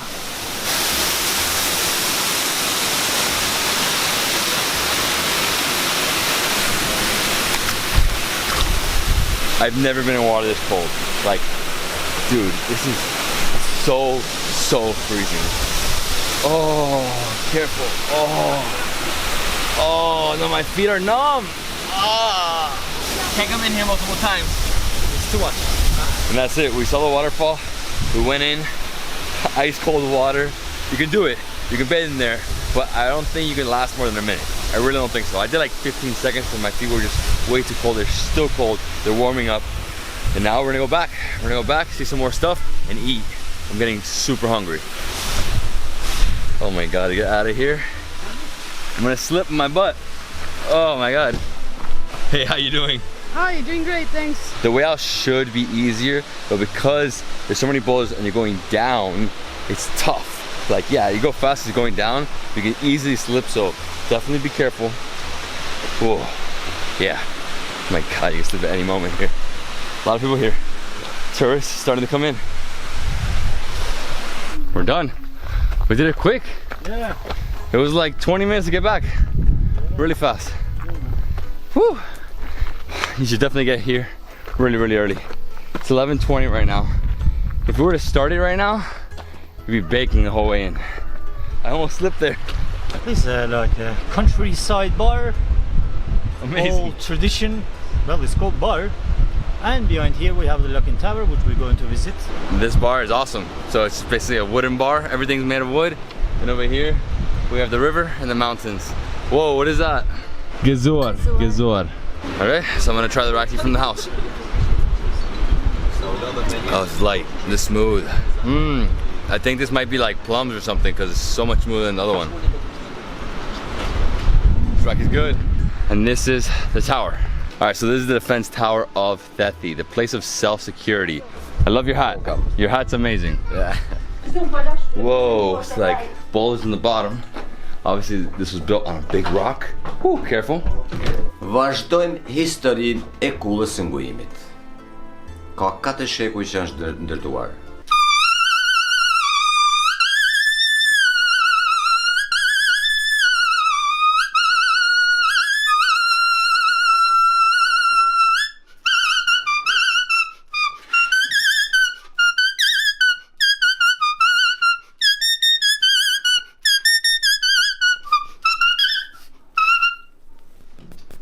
Bravo.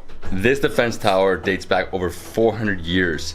On the first level in the basement, just rocks. You have to go up, and then here you have basically a place where people can sit down. So it's like wool chairs.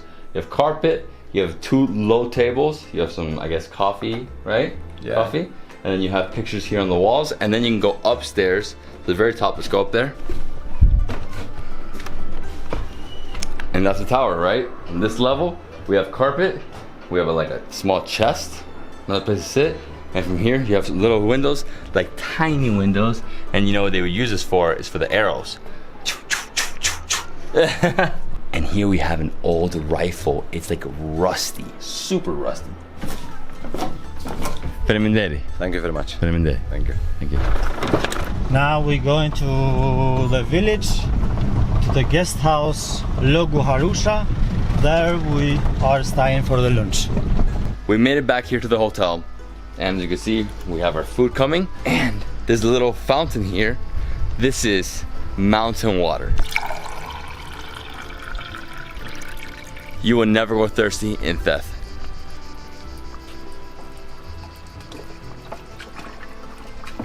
Here we have some traditional salad, fried potatoes, goat cheese. That's a homemade yogurt, and we have some grilled vegetables. I'm starving after that walk. We did like 6 kilometers. It's amazing. I am starving. I'm gonna have some cheese with some potatoes. Oh, that's good. Wow. The food is good. And here we have some beef. Beef from this area. So they just brought us some burek. This burek is a little different. Cheese, onions, but it's like cigars almost, and there's spinach.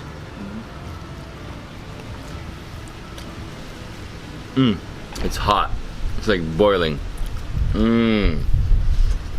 Just made. Cheese, spinach, and onion burek. That's the best part of burek. They always change it up. Sometimes you have the triangle, you know, pyramid. This time it's like this. We gotta keep going with this beef though. It's like a gelatin ball. So we also have some baked potatoes. Oh yeah, baked potatoes. And we got some rakia and some wine. They want wine. I went to the local house rakia. Oof, this one's a little different. Oh, it smells great. Gezor? Gezor. Cheers. Gezor. Now it's time to eat. Got the roasted red pepper, eggplant.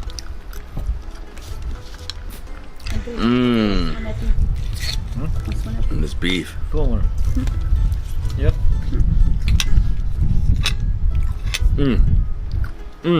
Love this beef. So organic. Best thing to do is get the beef and dip it into yogurt. Best beef I've had. The food at this restaurant is phenomenal.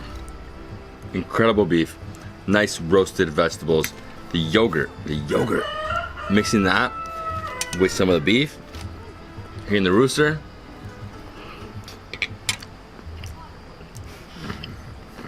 So good, so natural. Albania is the land of fresh food. Burek. Look how tasty it is. This is the best burek I've tried in Albania.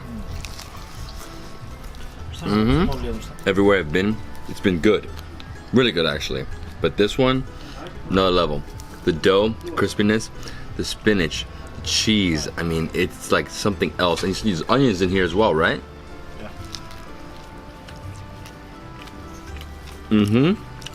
This yogurt right here is basically their ketchup. Better than ketchup. Logoi Harushave. Okay, Logoi Harushave, and that's where we just had lunch. This is the place you have to stay at when you come to Theth. They have 28 rooms, which is really 25 rooms, which are up there. And over here we have 3 houses, wooden houses, and they all have mirrors outside. You can't see inside, but they can see you from inside. I love this. This is amazing. Look at this. So all wood, right? The house is completely wood. Floor wood. Have a king-size bed. Over here you hang your clothes. And then over here's the bathroom. The bathroom is crystal clear. So whoever you're staying with here should be your wife. Because she's gonna be able to watch you. Look at this. Wow, love it. Incredible bathroom. So you have a sink, toilet, shower. This is perfect. This is like a wooden house in the mountains. It's like cottage feel. All right, now we're going to the rooms. Love the mirrors. Love it. So random, but cool. I love this hotel. All wood. Very nice, very rustic, very mountain. This is what you see in the mountains. Incredible spots like this. Here you have a room with a queen size bed and a twin size bed. So most likely you come, you know, with 1 kid or 3 friends, you know? But yeah, that's it. Nice bathroom, clean, comfortable bed. Let me lay down for a sec. I'm gonna pass out right now. Whoa, I'm really going to sleep right now. But the air up here just keeps coming in. It's cool air, really, really cold. So here there's 4 rooms, right? Making our way up. There's a few more rooms upstairs. I actually like this room a lot. So you have the twin size bed. Here you have a little table. You sit down, have some coffee, and here you have another bed. So 2 twins. You can come in with your friend, or this can be your kids' room. You could be like right next door, and your kids stay in here. You know, 2 twins. So for 2 kids, teens, or friends. And this room has a king size bed. Over here we can hang our clothes, and the bathroom. Everything's nice, but my favorite part is the view and the sound. All right guys, that's our time here in Theth. We explored the national park of Theth. We did a few different things, main things. You know, the one thing we didn't do was the blue eye. Yeah, so we saw the church, we saw the tower, we saw the waterfall. My favorite part was the waterfall. Yeah, the waterfall it's fantastic. It was epic. It's amazing. I mean, the water's so cold. And we saw the whole village of Theth. Yeah. We had a nice traditional lunch. Yeah. So I think for a half a day, guys, we started at Shkoder at 7. Now it's only 2 o'clock. I think we're doing enough. Travel Albanian Alps with Andy. Guys, if you love this video, please give me a thumbs up. Leave me a comment below. Subscribe to my channel for more awesome travel content. I'll see you in the next travel food adventure in Albania. Peace.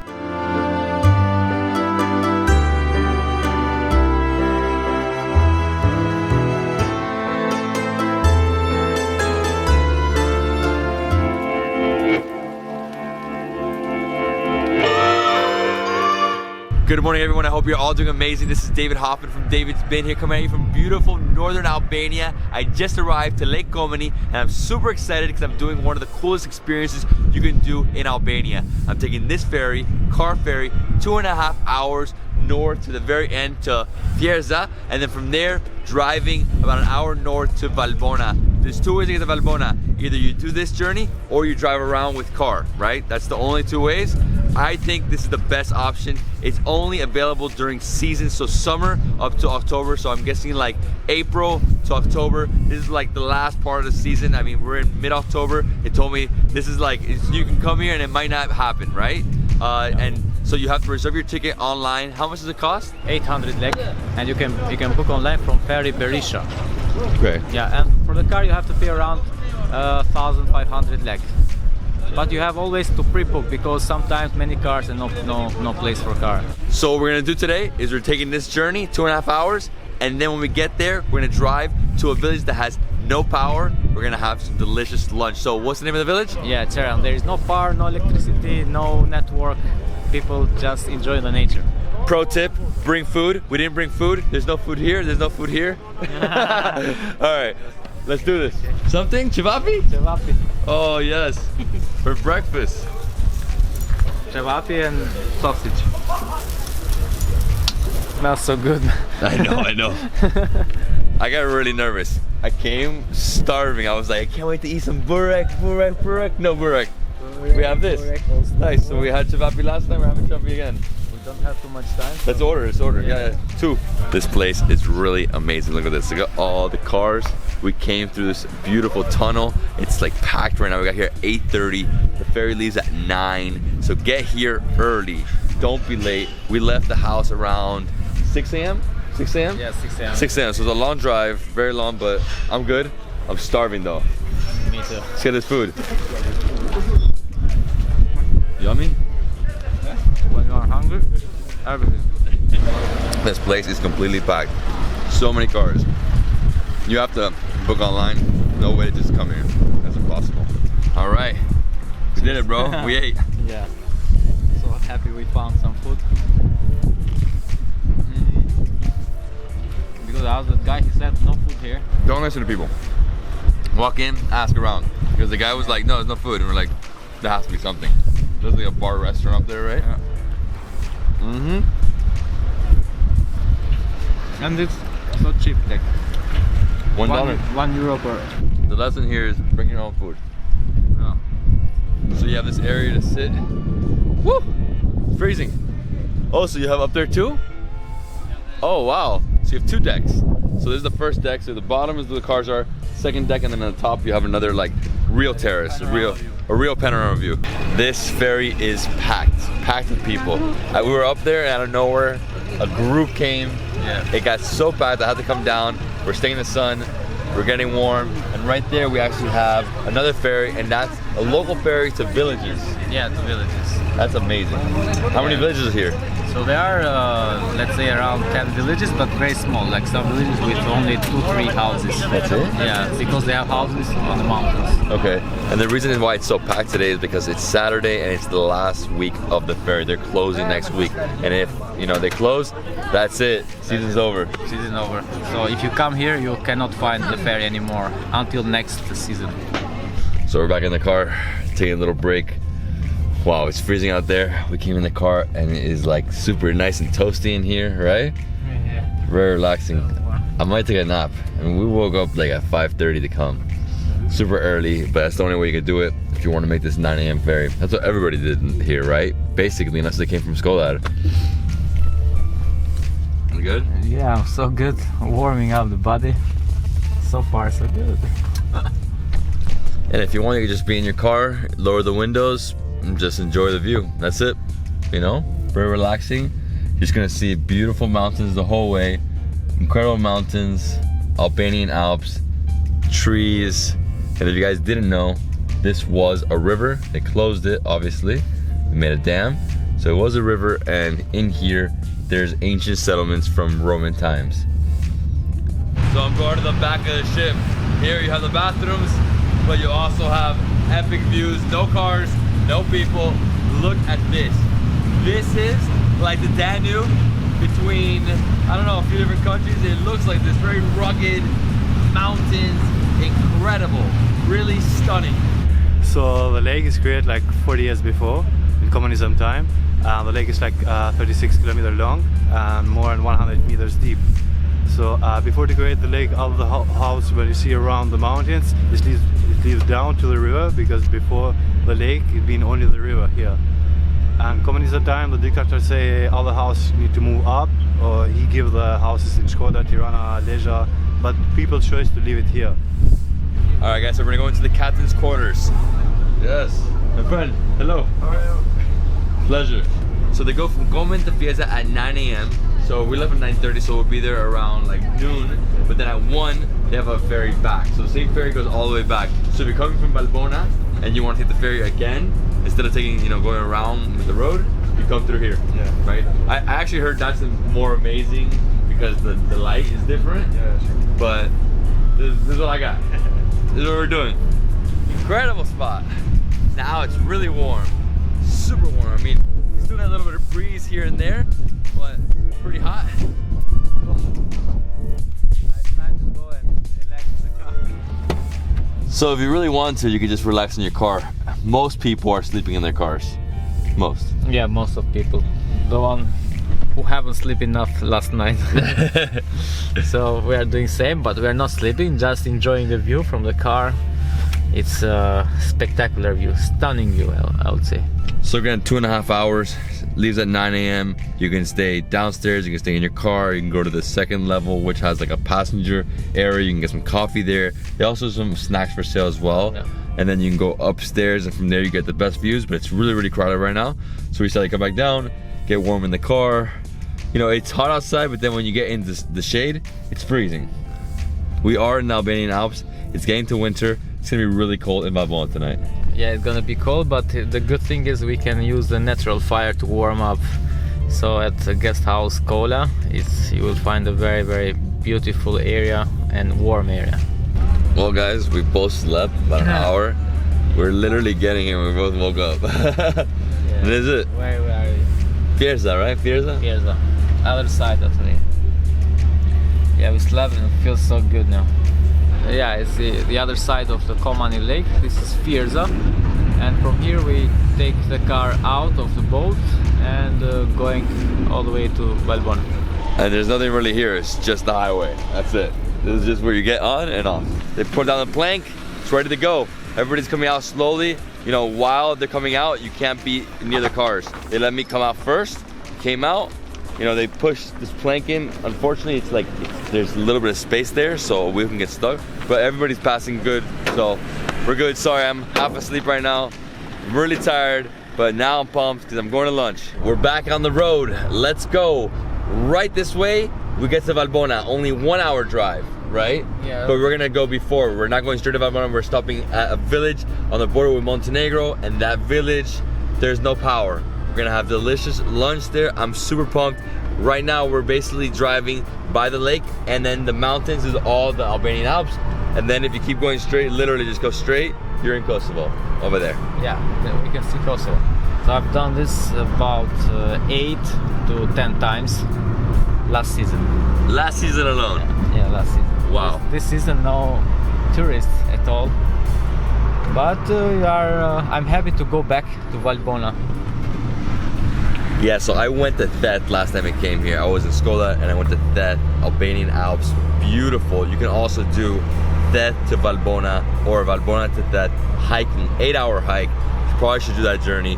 So the best way to do it is go to Tirana, go up straight to do what we just did, go to Lake Komin, then go to Valbona, cross from Valbona to Theth, and from Theth go to Shkoder. Yeah, but many people wish, if they want to hike from Theth to Valbona, how to transfer the luggage. So there you can rent a donkey and they'll transfer your luggages from Theth to Valbona. Yeah? And from Valbona to Theth, vice versa, yes. And right over there is Valbona, in those mountains, super high up. But before going to Valbona, we have to pass middle of Bayramzuri, or called differently Tropoja. So it's a very small town, but very beautiful. So that's Tropoja. We basically went through the whole thing in 1 minute. 1 minute, so very small town. Very small town. Now we are just leaving Tropoja, so we already did it. So we are driving now along Valbona River for 20 kilometers, but before going to Valbona center, we are taking an off-road car to go to the Cherem village. This is the village without electricity. This is very similar to Theth. I mean, it looks, wow.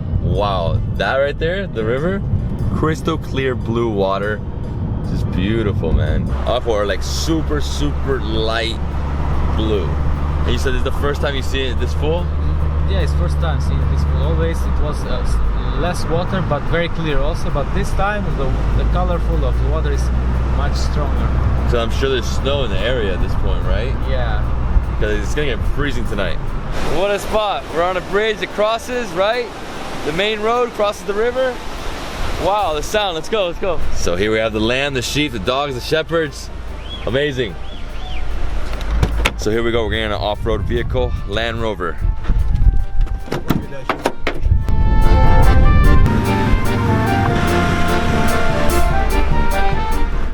So we just made a right to the village of Cherem, and right when we enter, the road is like destroyed. Lots of holes. Is it 30 minutes like this? 30 minutes? 30 minutes. Oh my god. I mean, it's not so rough. The beginning was rough. Now it's just bumpy. And the car flows. I love this car. Defender. I don't know if there's a Defender. I know it's a Land Rover, but the Land Rover Defender is my favorite vehicle on the planet. Safari vehicle. Woo! That's the Albanian massage. The best part about this ride are the views. The views of Albania and the mountain are ridiculous. That is why they call this the Albanian Alps, because of the peaks. Super high peaks. What's the highest peak up there? How high the highest peak, where, in Valbona or here? Yeah, Valbona. About 1,800 meters. Oh wow. Where is Valbona peak, where people can walk, go up, hike. But the highest peak that people cannot go is more than 2,000. This actually reminds me a lot of Theth, the way it is, like a valley, you know? So a valley, lots of houses, and in front of us we have this mountain, and behind that mountain we have Montenegro. So that is the border right at the very top. And this is the village of Cherem. Only a few houses, right? Yeah, only a few houses. Few houses, very rustic. It really feels like Switzerland. Yeah. Same feel. So this is a guest house, obviously a restaurant. We're gonna have lunch. What? Burek, lakor. Yes, yes. So here they wait for the guests, especially for guests who are doing hiking for the peaks of Balkans. So they stop here, they let the luggages, whatever, they leave here, and then they continue. So this is the guest house. Downstairs, 2 different rooms with 3 beds each. When you come upstairs, they have this huge living space that they converted into multiple beds. They have 1, 2, 3, 4, 5, 6, 7 beds. Over here, there's 2 more rooms with 2 more beds each. I mean, this is it, right? Very rustic guest house. I love it. And right here, they're building their new guest house. Huge wooden guest house. So you can see the view from here is just outstanding, incredible over the valley. And yeah, I mean, it's under construction. No? Yeah, it's gonna be very similar. Yeah, yeah. So under construction, but the view from here is magic, man. You can see only waterfall, the valley. I wish when you open, I'll come here. Next year. Wild apple. Wild apple. After they dry, it can be tea. Yeah. Wild apple tea. There's so many flies and bees sucking the juice out of the apples, but this is how they dry it, right? So they leave it here for a day, then they bring it in, and you can also eat it, you know, dried apple. I think it's better for tea. So let's go to the kitchen now and let's see how they make some food. Hello. Hello. Alright guys, so they're doing some unique pies here. There's one burek, but there's a few other ones that we don't really know what they are. And then under it, she's basically baking beef, right? That's beef. So these are different pies, like a pie with pumpkin pie, but with corn flour. Okay. So it's the best. And this is like an old school baking oven, right? Yeah, yeah. So they put the fire, you put the wood here, so it lights up, and then over here we have the beef. This is the old style, old school, let's say, wheat we have in our houses. So this is multifunctional.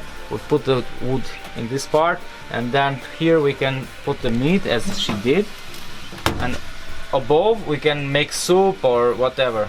So that's liqueur, but it's a different style of liqueur. I haven't seen it like this. The liqueur we had was different. Yeah, that one was more creamy. This is like thicker. It actually looks like a quiche with like spinach. I want to jump on it. Me too. Peja beer. Peja is beer, the best beer of Kosovo. Oh yeah? And I got a raki from Albanian Alps. Kazur.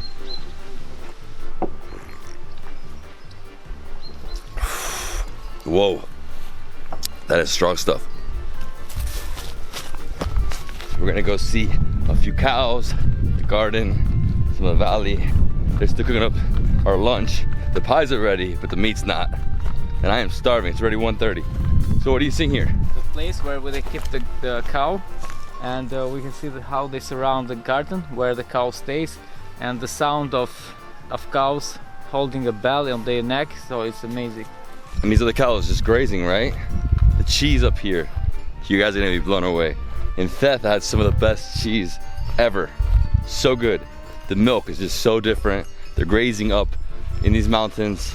The cheese is the best, right? The cheese is the best from these mountains. You can see the cows, they grow in a very natural place, like where the weather is so clear. Because there's so much sun at that table, we moved over here next to the kitchen and they brought out so much food. They brought delicious cheese, they brought yogurt, bread. You got salad, basically peppers, tomatoes, cucumber. You have this delicious, like it's almost like a tava with cheese and a pepper and cream. And here we have the 3 different bureks, right? Yeah. So it's like the crow. This one is, I guess, corn, right? It's made out of corn? No, with corn is this one. This one? Okay. And that one. And what's this one? This is the normal burek. Normal burek? With the pumpkin. But it looks, okay, so pumpkin. It looks different. Yeah. Looks very different. Delicious. This is gonna be incredible. Yeah. Do I just grab one? The sun is shining. Look at this. It's basically cornbread. Janë groshqërimi. Mmm. Janë groshqërimi. Oh wow. It's the Se turistat I preferojnë fat. Beans, right? Yeah. In Albania, no beans, no party. Beans here, Cherem. It's very similar to cornbread, but it has a little sweeter taste to it. A little sweeter. Really good? Yeah. I'm just telling her, we said Klumshin Duart is like, bravo to your hands, you know? She did a great job, you know? It's very delicious. Another delicious farm-to-table experience in Albania. Mmm. These beans, big. Mmm, so tasty. Everybody's smiling at how much I'm enjoying the food. Mmm. These beans are out of control. No beans, no party. No beans, no party. Very special. Liqueur is one of those delicious pies. It's a little sweet. There's herbs in it. This one looks amazing. It actually looks like there's eggs as well, right? Cabbage? Yeah. Cabbage. Mmm. 100% cabbage. Yeah. This liqueur is super special. Wow, man. What a delicious herb creamy pie. It's so good. Ooh, you're right, it is spicy. I don't know what they put in there. It's chili, right? Yeah. I love the crust. The corn crust, a little burnt. I'm gonna have more of that one for sure. The spiciest thing I've tried in Albania, right here. When I say you have no idea how good this is, I truly mean it. The best. Right here we have the amazing pumpkin burek. It's a little different. The bureks that I usually see are like pies, squares, or like triangles. This one, she just put it into a container. She made it round and she cut it in squares. So many layers. Love the pumpkin. A little crispy and crunchy on the outside. Super. Super, huh? Thank you. Bon appetit. This is all delicious. That was the best, by the way. Burek is the best with yogurt. Thick yogurt. It is insane. This is almost like a sour cream cheese, and I'm gonna mix it. Mix it together with the burek.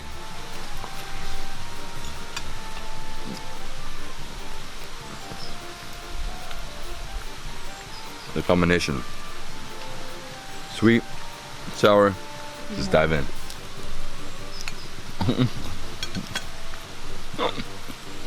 Oh man. Another word, huh? Another world. So it's goat cheese. It's thick. It's not too crumbly. Salty. Pepper. This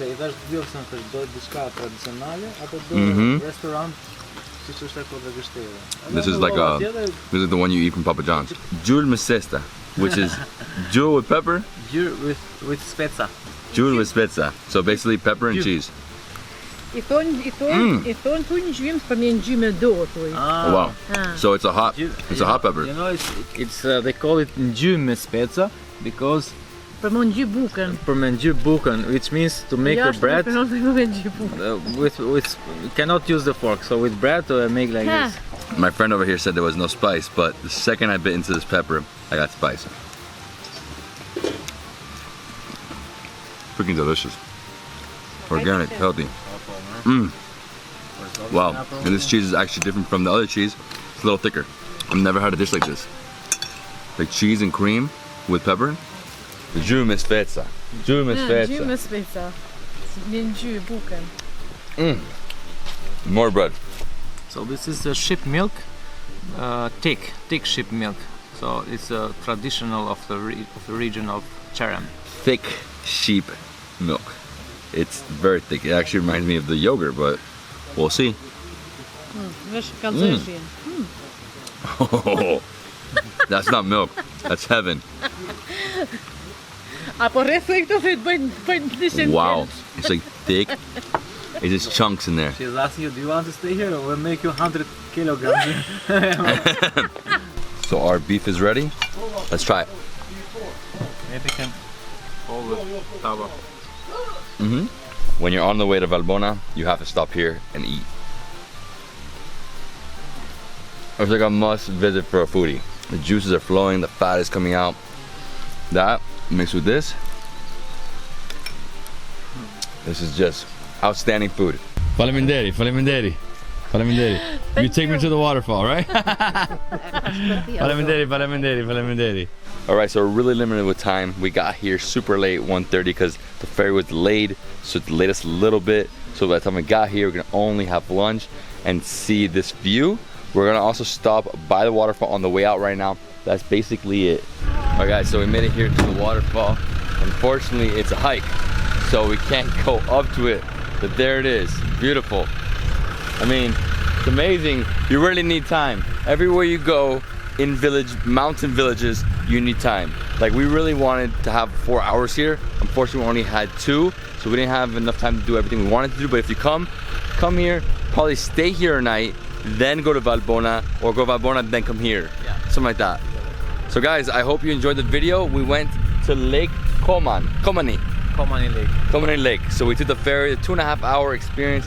It's beautiful. I mean, it's the same thing, 2.5 hours. So, you know, in an hour and a half after taking photos, you can just rest, relax. Yeah. Or you can be dancing with the girls. Yeah, that's another issue. And then after that, we drove here. We saw the village. We saw the food. We ate food. I mean, really, really cool experience. The food, I gotta say, it's probably my top 3 meals I've had in Albania. Exactly. Because every single bite was amazing. Yeah, every single bite was another thing. Lakor for me was the best though. Yeah. You? Lakor. Yeah, with the corn bread. Yeah. And what's the name of this village again? Gochaj. Cherem, but this the Gochaj family. So Gochaj family, this is Cherem in the Albanian Alps on the way to Valbona. Guys, I hope you love this video. If you did, please give me a thumbs up. Leave me a comment below, subscribe to my channel for more awesome travel content. We'll see you in the next travel food adventure in Valbona. Peace.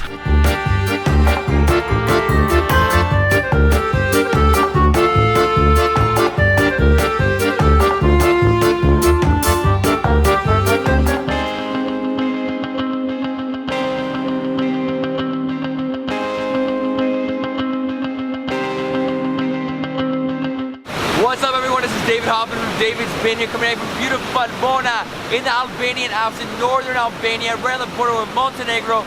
This place is stunning. When I was here 2 months ago, I visited Theth, which is the other side of the mountain. You can actually cross from here to there, 8-hour hike. Amazing. And what people do here is they come, they see the waterfall, they see the lake, and they go hiking. Hiking is the main attraction here. You come here, you relax for a few days, go hiking. Right now we're entering winter. You can see the river is huge. I mean, it's like really, really high, and it's not as blue as it usually is because obviously it's bringing like dirt and stuff down from the mountain, and this is gorgeous. We are going to see first the windmill, and after that we are going to walk through the river, Valbona River. Beautiful little building. So as you can see, this was built a few hundred years ago, all using stone. That's how the houses were built in this area. Yeah, cornbread was and it is still very important for the north of Albania. If you saw at the guest house Kujtim Gocaj, so the lady served us 2 dishes with corn bread. We're hiking around the river. Woo! This is beautiful. The air quality up here is unreal. the water, you can drink all this water. It's super fresh. Oh my gosh, you gotta be careful here. Huge boulders. So that's it for this area. Basically, you can just see the corn mill, you see the river, and you go. Quick stop, takes like 10 minutes, really easy. Now what we're gonna do is we're gonna go straight to the lake, because right now, the problem is because of winter, the way to get to the waterfall is a little flooded, it's a lot of water, and in our car we can't get there, so we're gonna skip that. We're going straight to the lake. Let's go. Let's do it. How much time before sunset? Sunset here is much faster than normally. So I think in half an hour, sun will be down. What? Yes, because huge mountains. So it's October, it's entering winter, and every day the sun goes down faster and faster. Last night it was supposed to go down at 6:30, it went down at 6. Yeah. So, I mean, yeah, so it goes down like at 4:35 here. It's because we're all the way up in the mountains, so it just goes down, boom, it's gone. We'll have a little bit of light though, at least see some stuff. Lake of Gema, it's a very small lake, but it's with a very clear water. And after the lake, we're gonna go to our guest house, we're gonna have dinner, we're gonna relax, we're gonna see it, and chill. That's what you do here. You just relax. Yeah, that's the point. Mostly for families to relax. All right, so we have a little hike. Everywhere in Valbona, you have a hike. You can't get to any attraction without walking a little bit, at least. And this one's like a 15-minute one, not that bad. It's freezing. Winter, bundle it up. I mean, right now it's okay. As soon as the sun sets, it's gonna drop like 10 degrees. Beautiful, man, nature. Huge stones, green, trees. So beautiful, right? Oh man. So this is a sign to help the hikers to show where is the road, because it's so difficult in the forest to find the way. So this helps a lot. Means we are in the right direction when it is red and white. The path is not so bad. I mean, just huge boulders, a little slippery, but that's because it's probably been raining, snowing, and ooh, just be careful, bring comfortable shoes, and wow, crystal clear blue water, huh? So as you saw, very easy to reach the Lake of Gema, like just 220 meters from the main road. So everyone can do that, even children can do that. So it's considered very easy to make this hiking trail. This is a natural lake, very clear water, and also very small. So the best thing to do is to get on top of this massive boulder. Careful getting up there. Whoa, look at this. Woo. So the lake is small. It actually resembles a beautiful pond. Crystal clear blue water, and as you can see at the very bottom, I thought that was trash, but it's actually not, it's just stones. Stones everywhere, basically white, black, lots of branches. Over here to the back we have the mountain, just goes up, elevates all the way up.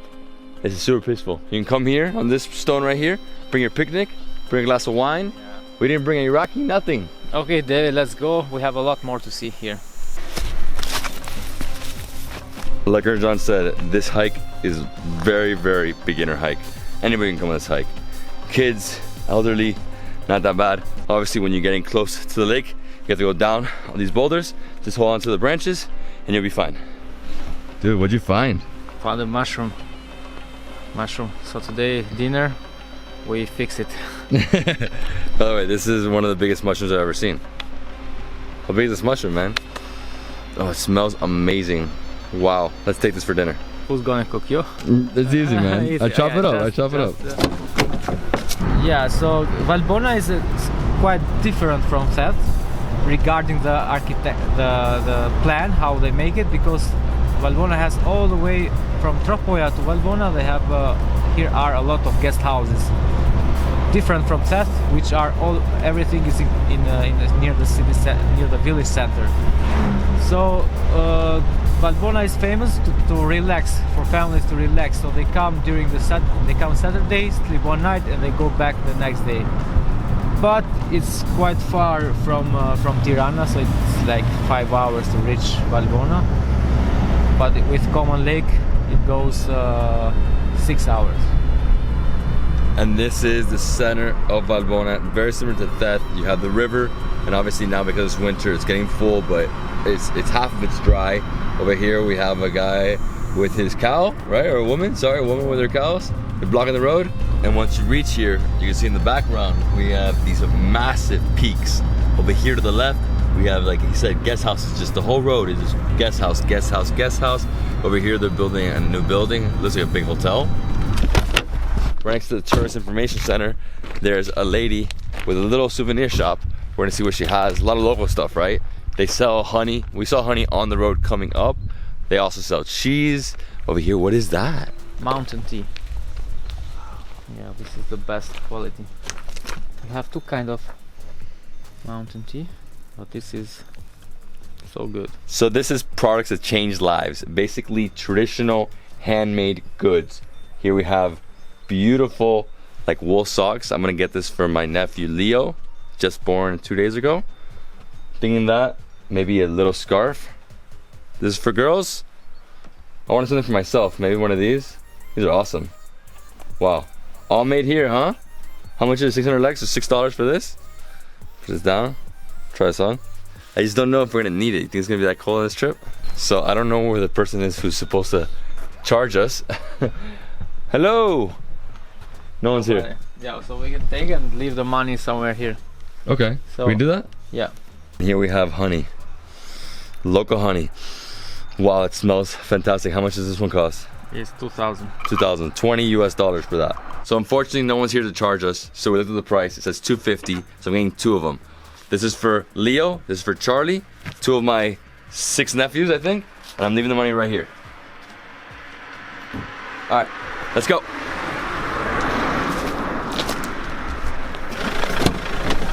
All right, guys, let's go to the guest house. What's the name of it? Water all day here. Colgione. Guest house Colgione. Guest house Colgione. Yeah, the famous Cola. Everybody knows Cola because he was a part of a movie. So he's famous now for every Albanian. To get to this guest house, you have to cross the bedrock of the river. If the river is flowing, you can't get here. You'd have to get here by boat, right? Yeah. What? This is crazy. This Oh man. Has years that never come full. So the guest house is made up of stone and wooden housing, right? That one, all stone. This one, I'm guessing this is where you have breakfast, lunch, and dinner. Yeah, exactly. So this is like a dining area and breakfast area. But also they have like camping area where people can come with their camping. And also people can make fire near to the river.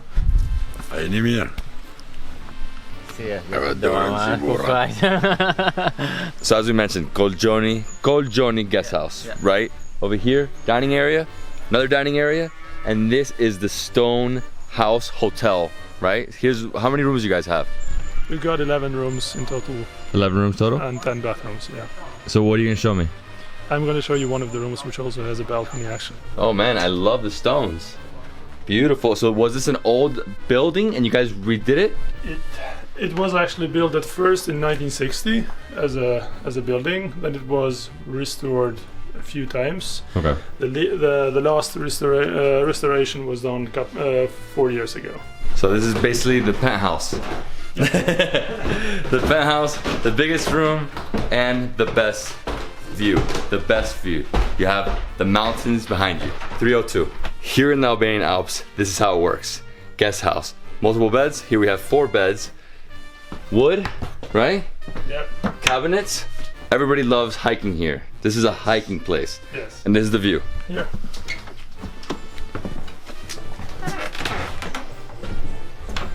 Look at this terrace. Huge terrace, all wooden. And here we have the view.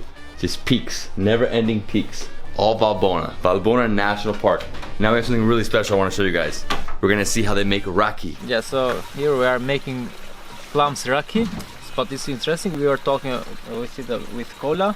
So he distills the raki first, and then he take again the raki, put into the place, and reboil again.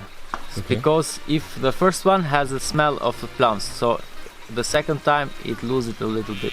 They put the plums, they boil it, the vapor, you know, the moisture comes up, the steam comes over here, and we have raki, plum raki. I actually like plum raki. It's less than the other ones. The grape one's too tough. All right, let's have them. Gazor.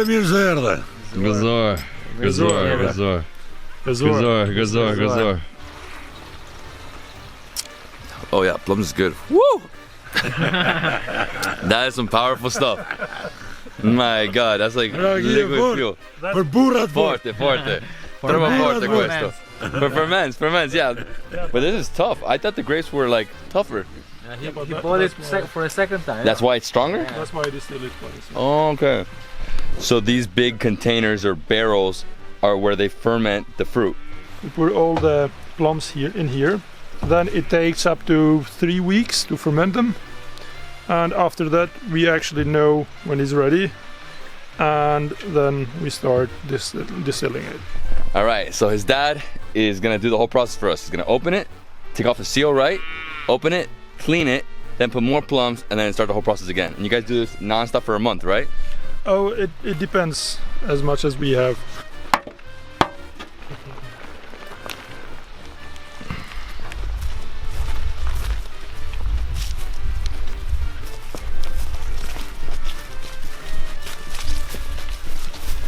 Oh, that pot is on fire, huh? And you just throw it out there? Pigs in the farm. Okay. And then when we finish everything, they come and eat the seeds of the plums. So everything is recycled. Yeah. So they throw it here, Yeah, pigs come, they eat it, and then we eat the pigs.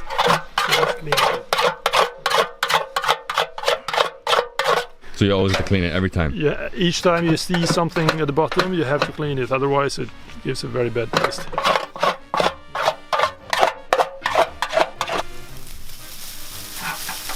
Wow. This is all good and clean inside. It's only the surface which is bad. So these are your haystacks? Yeah, this is all haystacks. Grass straight from the field.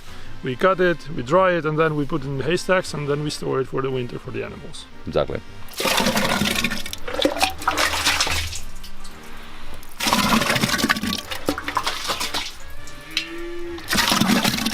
The whole distillery, at least our distillery, it takes something like 40 liters of fermented fruits, and then he actually adds some extra water to make it a bit thinner, so it doesn't get stuck at the bottom.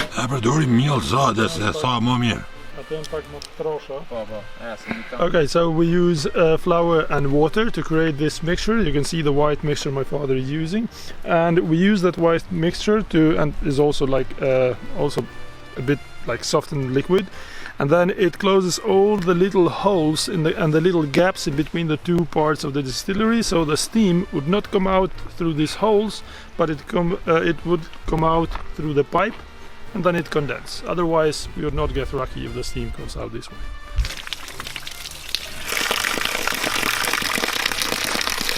Okay, so once he's done sealing both the pipe and the top, he then puts the water in, and that's what helps the steam turn into condenses, right? And that's how it's distilled. Yes. That's all. That's basically it. It's very simple. And that's the entire process. So he adds 40 liters of fermented plums, right? Yes. Then 2.5 hours later, you have about 5 liters, right? 5 to 6 liters. 5 to 6 liters, and that's one of these big jugs? But that's only the first product. So the 5 to 6 liters is only the first product, and then when you pour it back again, and then you only get something about 4 liters. When you come to Albania, you're gonna try grape raki everywhere, but this one's different. Plum. It's in the north, right? More north. And I can tell you why.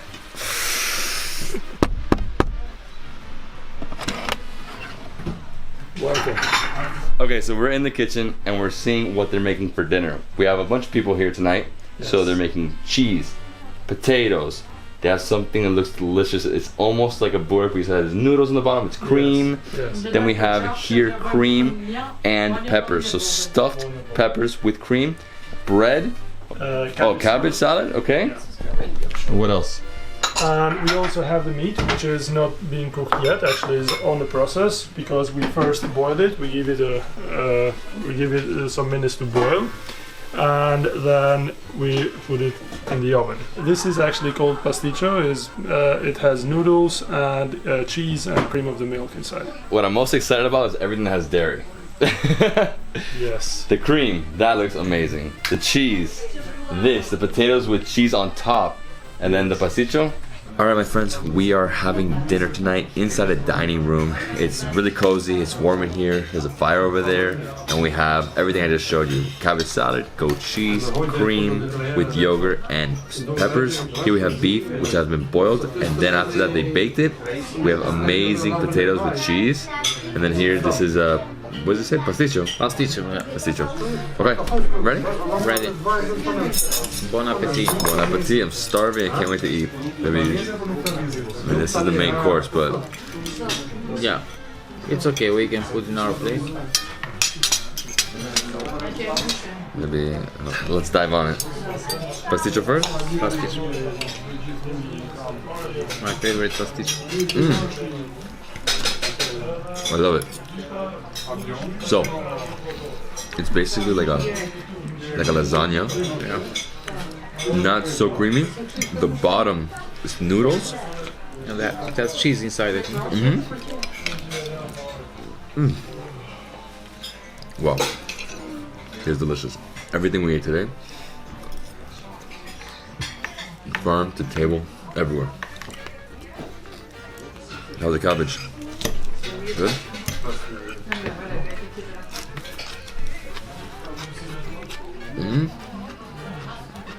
It's like, I personally love cabbage. Very good. I'm big like cabbage, cabbage everything.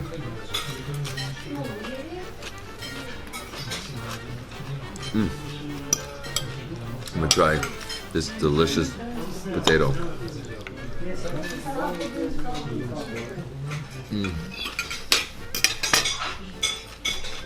Just baked potato, has cheese, a little burnt crust on it.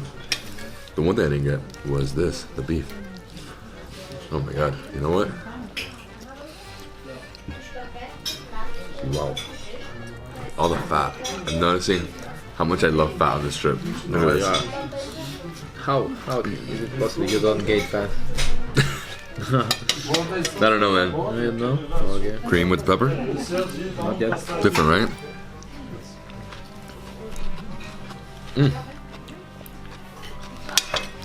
Whoa. So it's basically like a thick sour cream, cheese with peppers. Nice, man. Not spicy. Delicious though. Everything's too delicious. I'm gonna take this right here. Oh my god. It's so good. Without cheese, not yet. I'm sure it's amazing.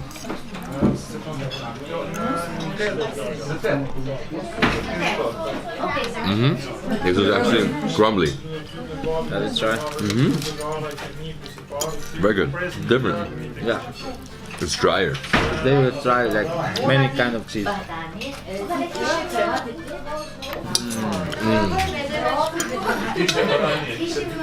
For me, the best is the cream with the cabbage. Let's go all out here. Now this cheese with a little bit of honey, that'll be Yeah. perfect. Did you try the beef? Yeah, I tried. It's ridiculous. Like it's really like amazing. Wow, look at this. Ooh, a nice layer of fat comes off. So much fat, and that's when you know how that's like really organic, right? This is basically ossobuco. Oh. The tail, right? Yeah. Well, guys, we destroyed dinner. Everything was freaking amazing. I love the beef and the pepper with the cheese. Yeah. That pepper and is like yogurt cream. Yeah, creamy. It's like almost like a melted cheese, but at the same time very liquidy. Very good. Yeah, very good. I like it with bread. Oh, it's the So best. delicious. And yeah, guys, I mean, that was our day. We got here around 3 p.m. Started setting early, sunsets around 6 p.m. in winter. And Valbona really is a hiking place. You come here and then you hike. You hike to the waterfall. You hike to the lake. The Theth as well. Yeah, you could do the Theth hike. That's an 8-hour hike. You could do it the next day in the morning. So tomorrow, if we're gonna go to Theth, we just hike over. If not, you have to go around. That takes like 8 hours, some crazy number.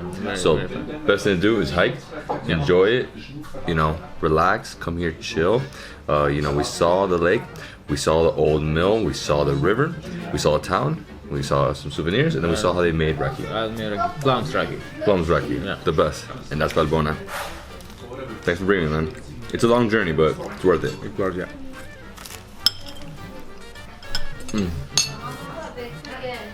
Like the video? Thumbs up. Comment. Comment. Subscribe. We're too tired. Peace.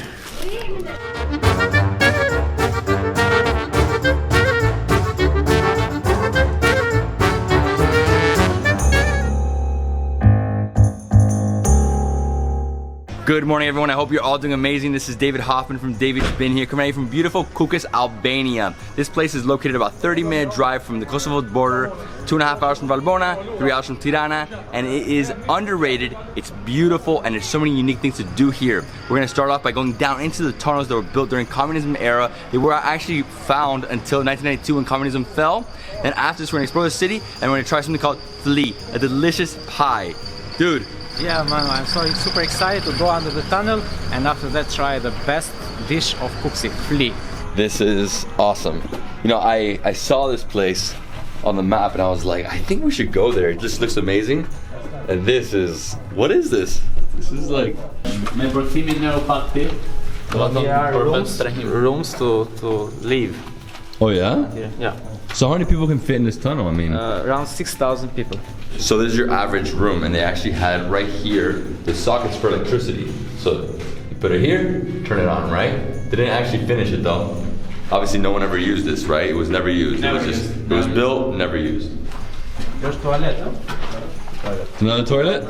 I guess how many rooms are in this area?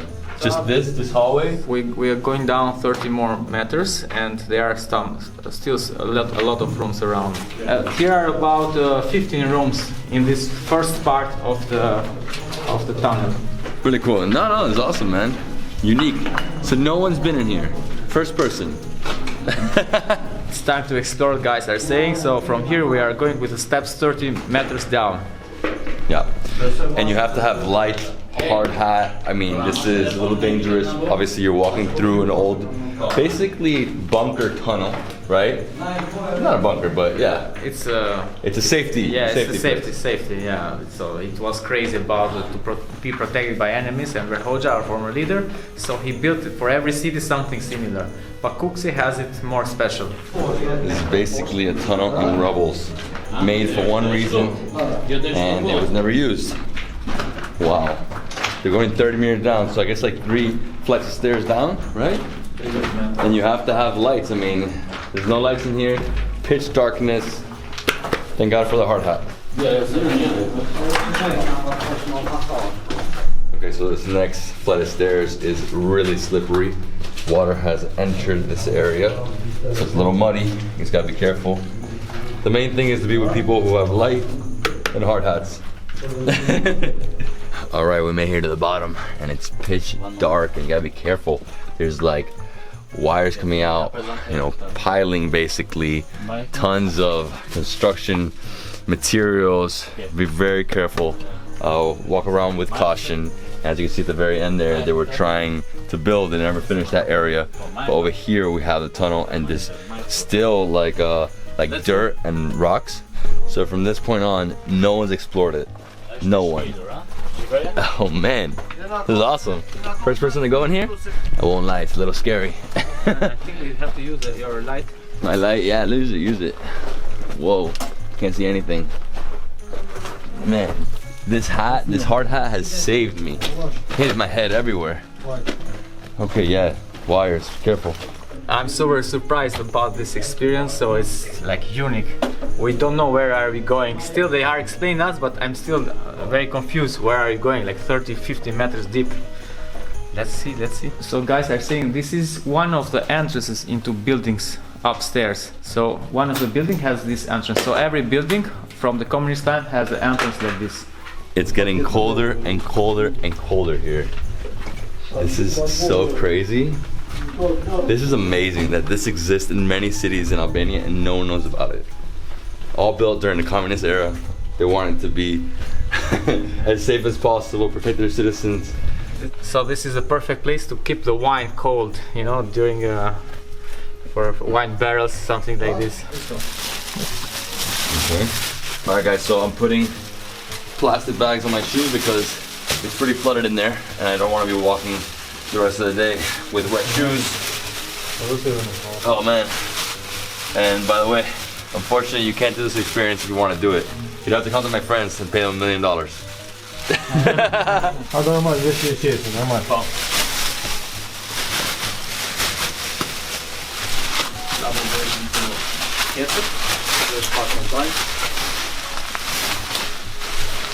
It's super muddy.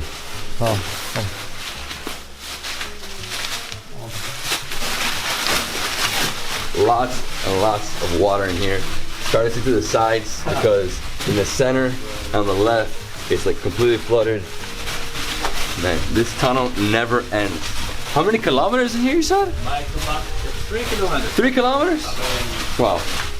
Mushroom.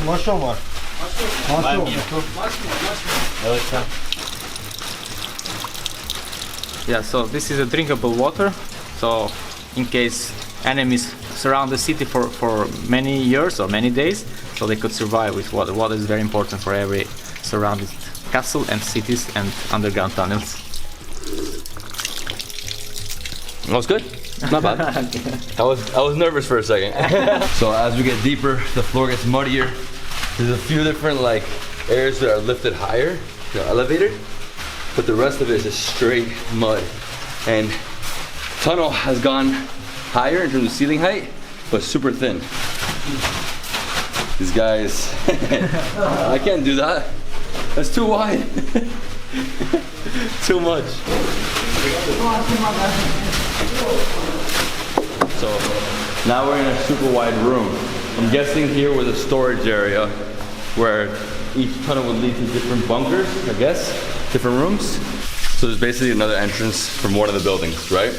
There's how many entrances are there? Hundreds. Every building complex has an entrance, so there are about more than 50. This is a secret room, so even enemy discovered this tunnel, they still didn't know the secrets inside the tunnel. So this is a very small room, so enemy crossing here, bye-bye. So this is the exit that brings you out at the kindergarten of Kuksi.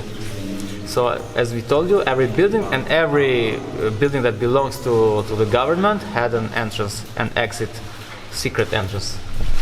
So basically that's the end of this tunnel. We're gonna turn around, right? Yeah, we have like, we'll try to go out where was the tunnel on the way to the lake. Okay, so we're gonna exit at the lake. One of the exits by the lake. Whoa. Man, if I didn't have the plastic bag, my feet would be soaked. I mean, I would have really messed up my shoes. My bag ripped. Thank God they have more bags. This is intense. There's just too many things coming out. Too many pieces of construction. It's pretty dangerous. So we entered a really, really tight tunnel. We're hoping there's an exit over here. I really hope so because this is like a maze. If you come down here alone, you get lost. Hey guys, it is extremely muddy at this exit. I'm trying to get through. Luckily they put some slabs of wood so you can have some steps, but they're super far apart. This wasn't planned correctly. Oh my gosh, look at that. All right guys, unfortunately this exit is too wet, too muddy, impossible to go through. I mean, you would go like 2 or 3 feet deep in terms of mud. We're gonna turn around now, find another exit. That's intense. Dude, I'm still like balancing myself on this piece of wood. Oh.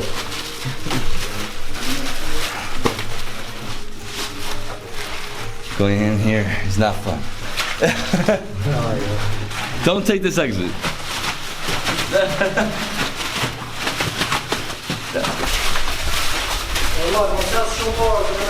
So we made it to the exit. We have about a 5-minute hike up. So many steps to get down here. You can easily spend 2 hours here. We spent around 90 minutes. There's more tunnels. Obviously, the entire city has tunnels. And yeah, I mean, a really cool experience. So this was built in the 70s. No one knew about it until 92, until the Soviets fell, until communism ended here. And yeah, it's basically been abandoned, right? So, 50-year-old tunnel. It's a bunker basically for the entire city in case there's ever an issue, a war, they can hide out here. All right guys, we're gonna go explore more kukas and have some delicious food. Huh?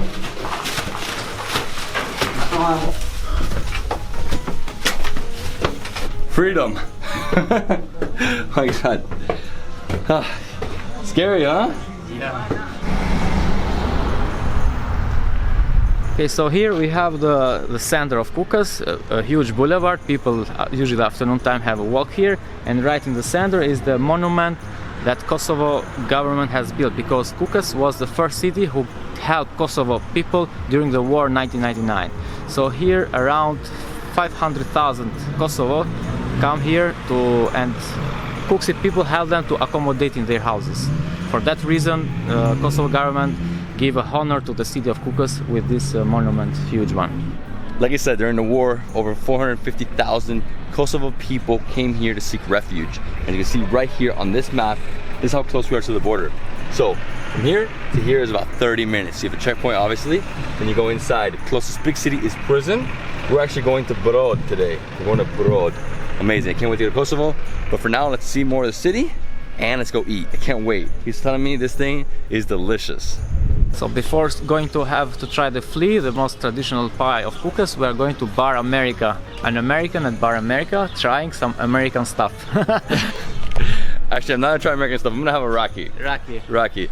But it's beautiful, look at this. So you have a garden, restaurant. We're actually going to the rooftop, right? Yeah, they have a few places, few dining area, because this is a big hotel. So they have inside, outside, indoor, outdoor, upstairs, last floor, terrace, beautiful view. So they have an outdoor elevator, so if people aren't staying in the hotel bar, they go here and they go up, right? They go up. I like that. I like, so you separate it, because if people just want drinks, go straight up. You don't have to like go into my hotel. Yeah. Many Kuksi guys, they immigrate to London. Oh yeah.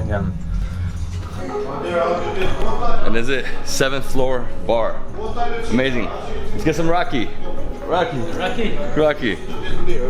Hello, hello. Hello. See you. So you can go even higher. Here we have a terrace, but over here we have the staircase.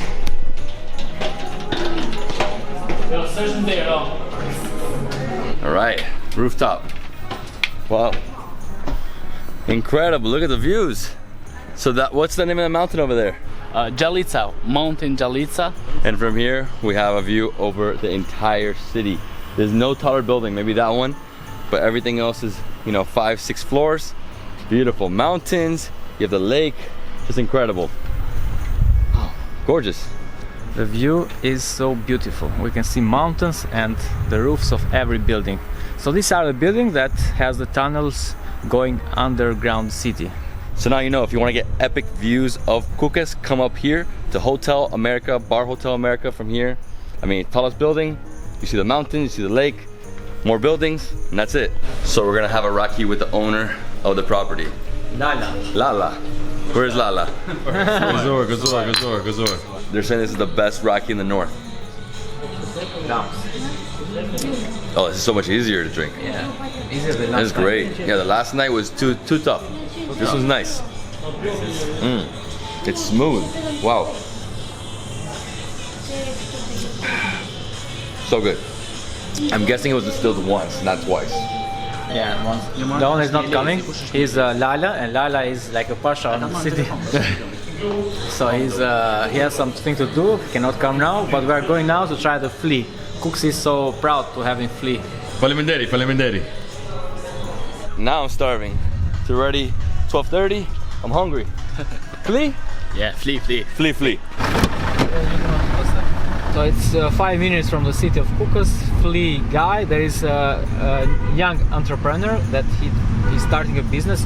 Most of young guys in Kukas are leaving from the city, but this guy is using the most traditional cooking to spread it all over Albania. So he offers also delivery in every city of Albania, and he has a small place. He's doing flea, different kind of fleas, and he's doing very well. So basically, flea is another type of pie, like lacro, like burek, very similar but different, right? Different. Yeah. This is awesome. You would never know they're making flea here. It's like basically a common building, right? Old school building. Savona. Pleasure. Let's do this. Woo! It smells like a farm. Yeah. Where's the animals? Smells like a barn. And here we have baby cows, so veal. Over here we have chicken, rooster, hens. Okay, so this is something extremely traditional, only found here in Kukas.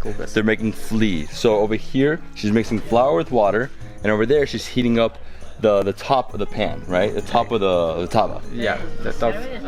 They are warming. They are warming the top of the pan, and then when they put it inside, so the heat will bake the flea.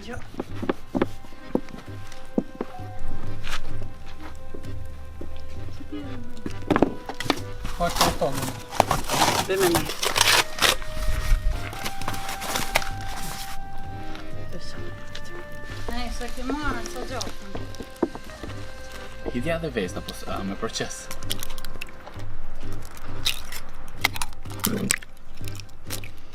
Listen here. 15 eggs. So she uses 15 eggs for the flea. So flea is basically flour, cheese, eggs. What else is in flea? Butter, milk, water.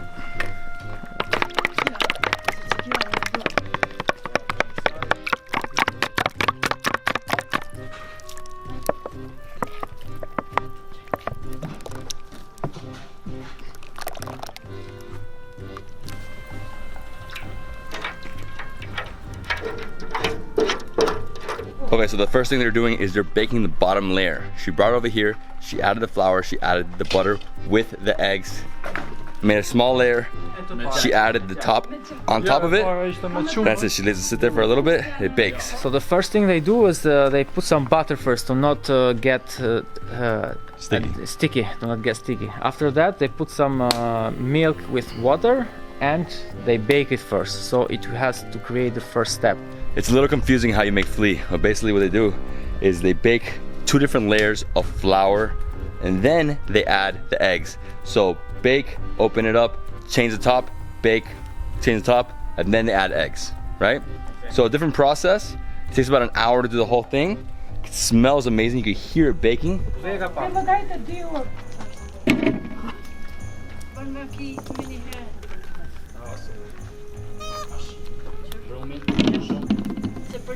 Ja, jag ser det.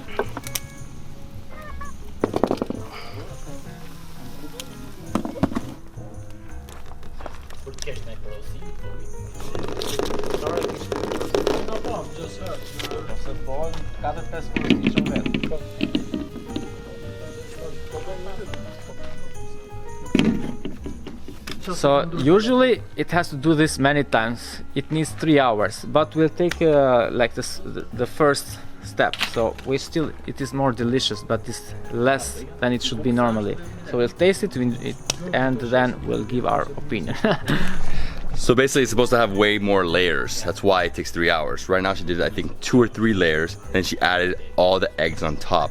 What I love is that she keeps going and changing the tops of the tava, right? So it keeps baking and you can hear it, it's like popping. Boom, boom, boom. So as one gets cool, she moves to the next one. And she keeps doing that over and over and over until it's ready.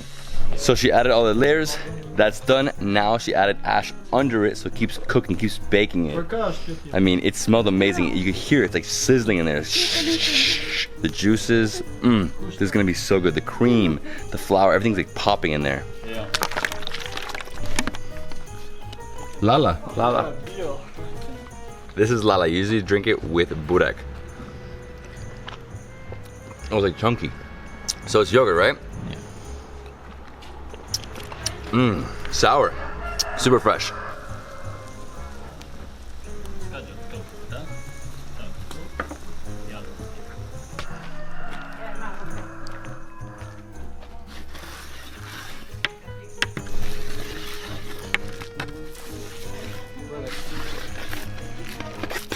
You guys are wild. All right, my friends, let's try it. It is scorching. This is my favorite, crunchy. Yeah. So he was telling me, Kosovo guys, don't marry a girl if she doesn't know how to make this, the flea. Oh, I like it. It's crunchy and crispy. Guy, sorry. Cooksy. Cooksy guy, not Kosovo. Oh wow. It's like an omelet with a super thin pancake. Delicious. Woo! That's hot. This is really delicious, my friend. I love this. So you can basically order this from anywhere in Albania, he'll deliver it. Wow. My friend, we did it. Yeah, we did it. That was very interesting. I never see how we make flea. I told you, I'm from Albania. I never visit Kukës in this way. So we did two things that nobody did before. The tunnel, underground tunnel, and watching how they make flea here. The guy said we are the first with a camera recording how they make flea. Falla vedere. As far as species that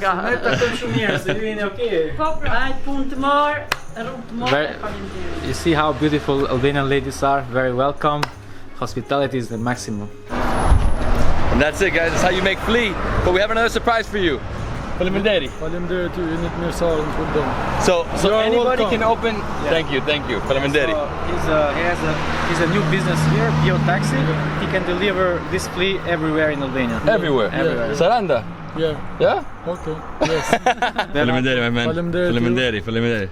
Let's do it. Let's do it. We're going to a cantina right now, a mini winery, and they also make gin. Gin, yeah, this is something special. The cantina. That's why we have tried many cantina wineries, but this winery can make gin, which is something new. Go back. Literally a 2-minute drive, and we are here. And what's the name of the cantina? What's the name of cantina? Say the name of cantina? Dojani. David. It's Corona time. Yeah. No problem. Everything good? Yeah, everything good. You can smell the alcohol. It's great. Yeah. So you're a winery and distillery. Yeah. So what do? You do gins and then you do wines. We do wines and rakis, and for the first time we made the first Albanian dry gin. So how many different containers? These are all fermenting tanks. How many do you have, and what are you doing here? We have 10 of them. We do different kind of rakis and different kind of wines. We do wine Sheshizi, Vranak, Merlot and Cabernet Sauvignon. We do the rakis, the raki Rushi, raki Kumbule, raki Manafere, raki Thane, raki Darde, raki Fto. So basically the difference in the rakis is what it's made out of. Grapes, plums, apricot, honey, quince, blackberries, and pear. So what are we trying? Everything. Everything, oh my god. And Valbona is 40 kilos, but this one is 1,500 kilos. And here he's distilling raki. So it starts over there, boils, comes through here, condensation, and it comes out, right? This is 15 times bigger than the one that Ercan has at his house at Turtle Farm, Albania. And yeah, what do we want to try? What do you want to try? You want to try some blackberry? You remember we tried this raki in Berat? Did we? Yes, we did on the way back, and we like it too much. And you see, we are now. We didn't plan this. We found that winery. Okay. Gazor. Yeah. Oh yeah, that's smooth. For 40%, it's very easy. Yeah. A lot of flavor. Yeah. You taste it. Blackberry. It's really amazing, huh? That's amazing. That have 16. Gazor, my friends, Gazor.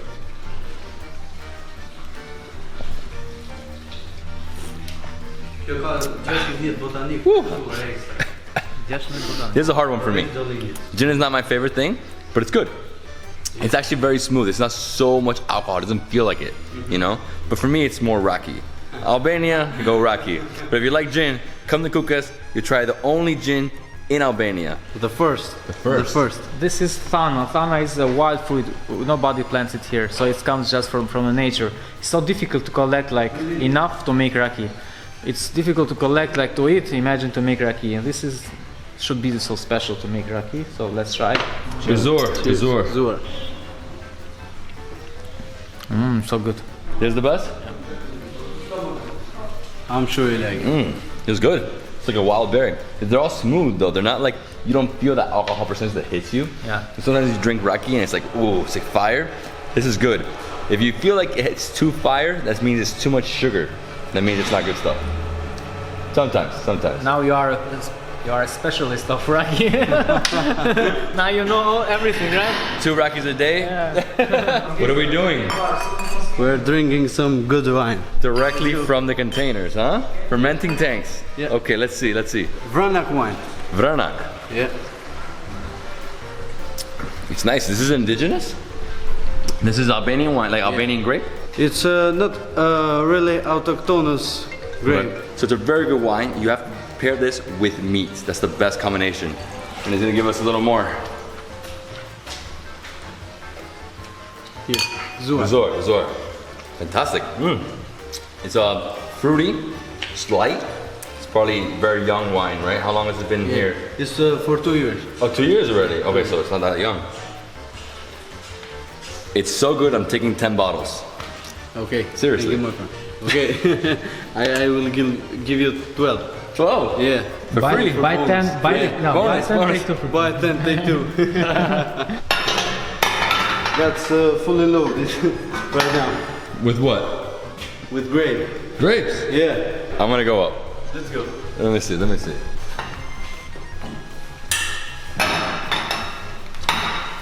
Where are you going, man?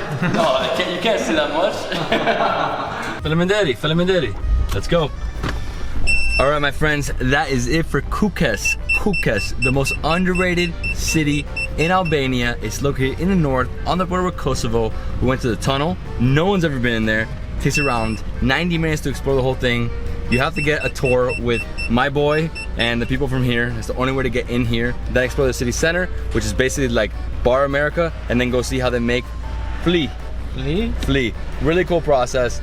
You know, it's multiple layers of dough mixed with egg. We did it in 1 hour. Usually it takes 3 hours because it gets really big. We got a really thin one. It was like a super crepe with omelet. Then after that we came here, which is another surprise, another place that people don't promote. You know, it's really like off the beaten path. There's no sign, nothing. You just gotta know about the place, right? Exactly, yeah. Yeah, and we tried the only gin in Albania. We had tried raki, we tried wines. Different rakis, different wines. Very welcome people. Yeah. So it was the best we can do for Kukës, and Kukës give us the best thing they have. Yeah, people really hospitable, very nice. I mean, this is awesome. So if you're ever in Tirana, it's about 3 hours. Valbona, 2.5 hours. And if you're on the border with Kosovo, if you're in prison, this is about an extra hour in. So we're going to Kosovo now. Hope you guys enjoyed this video. Please give us a thumbs up, leave us a comment below, subscribe to my channel for more awesome travel content. We'll see you in Kosovo. Peace.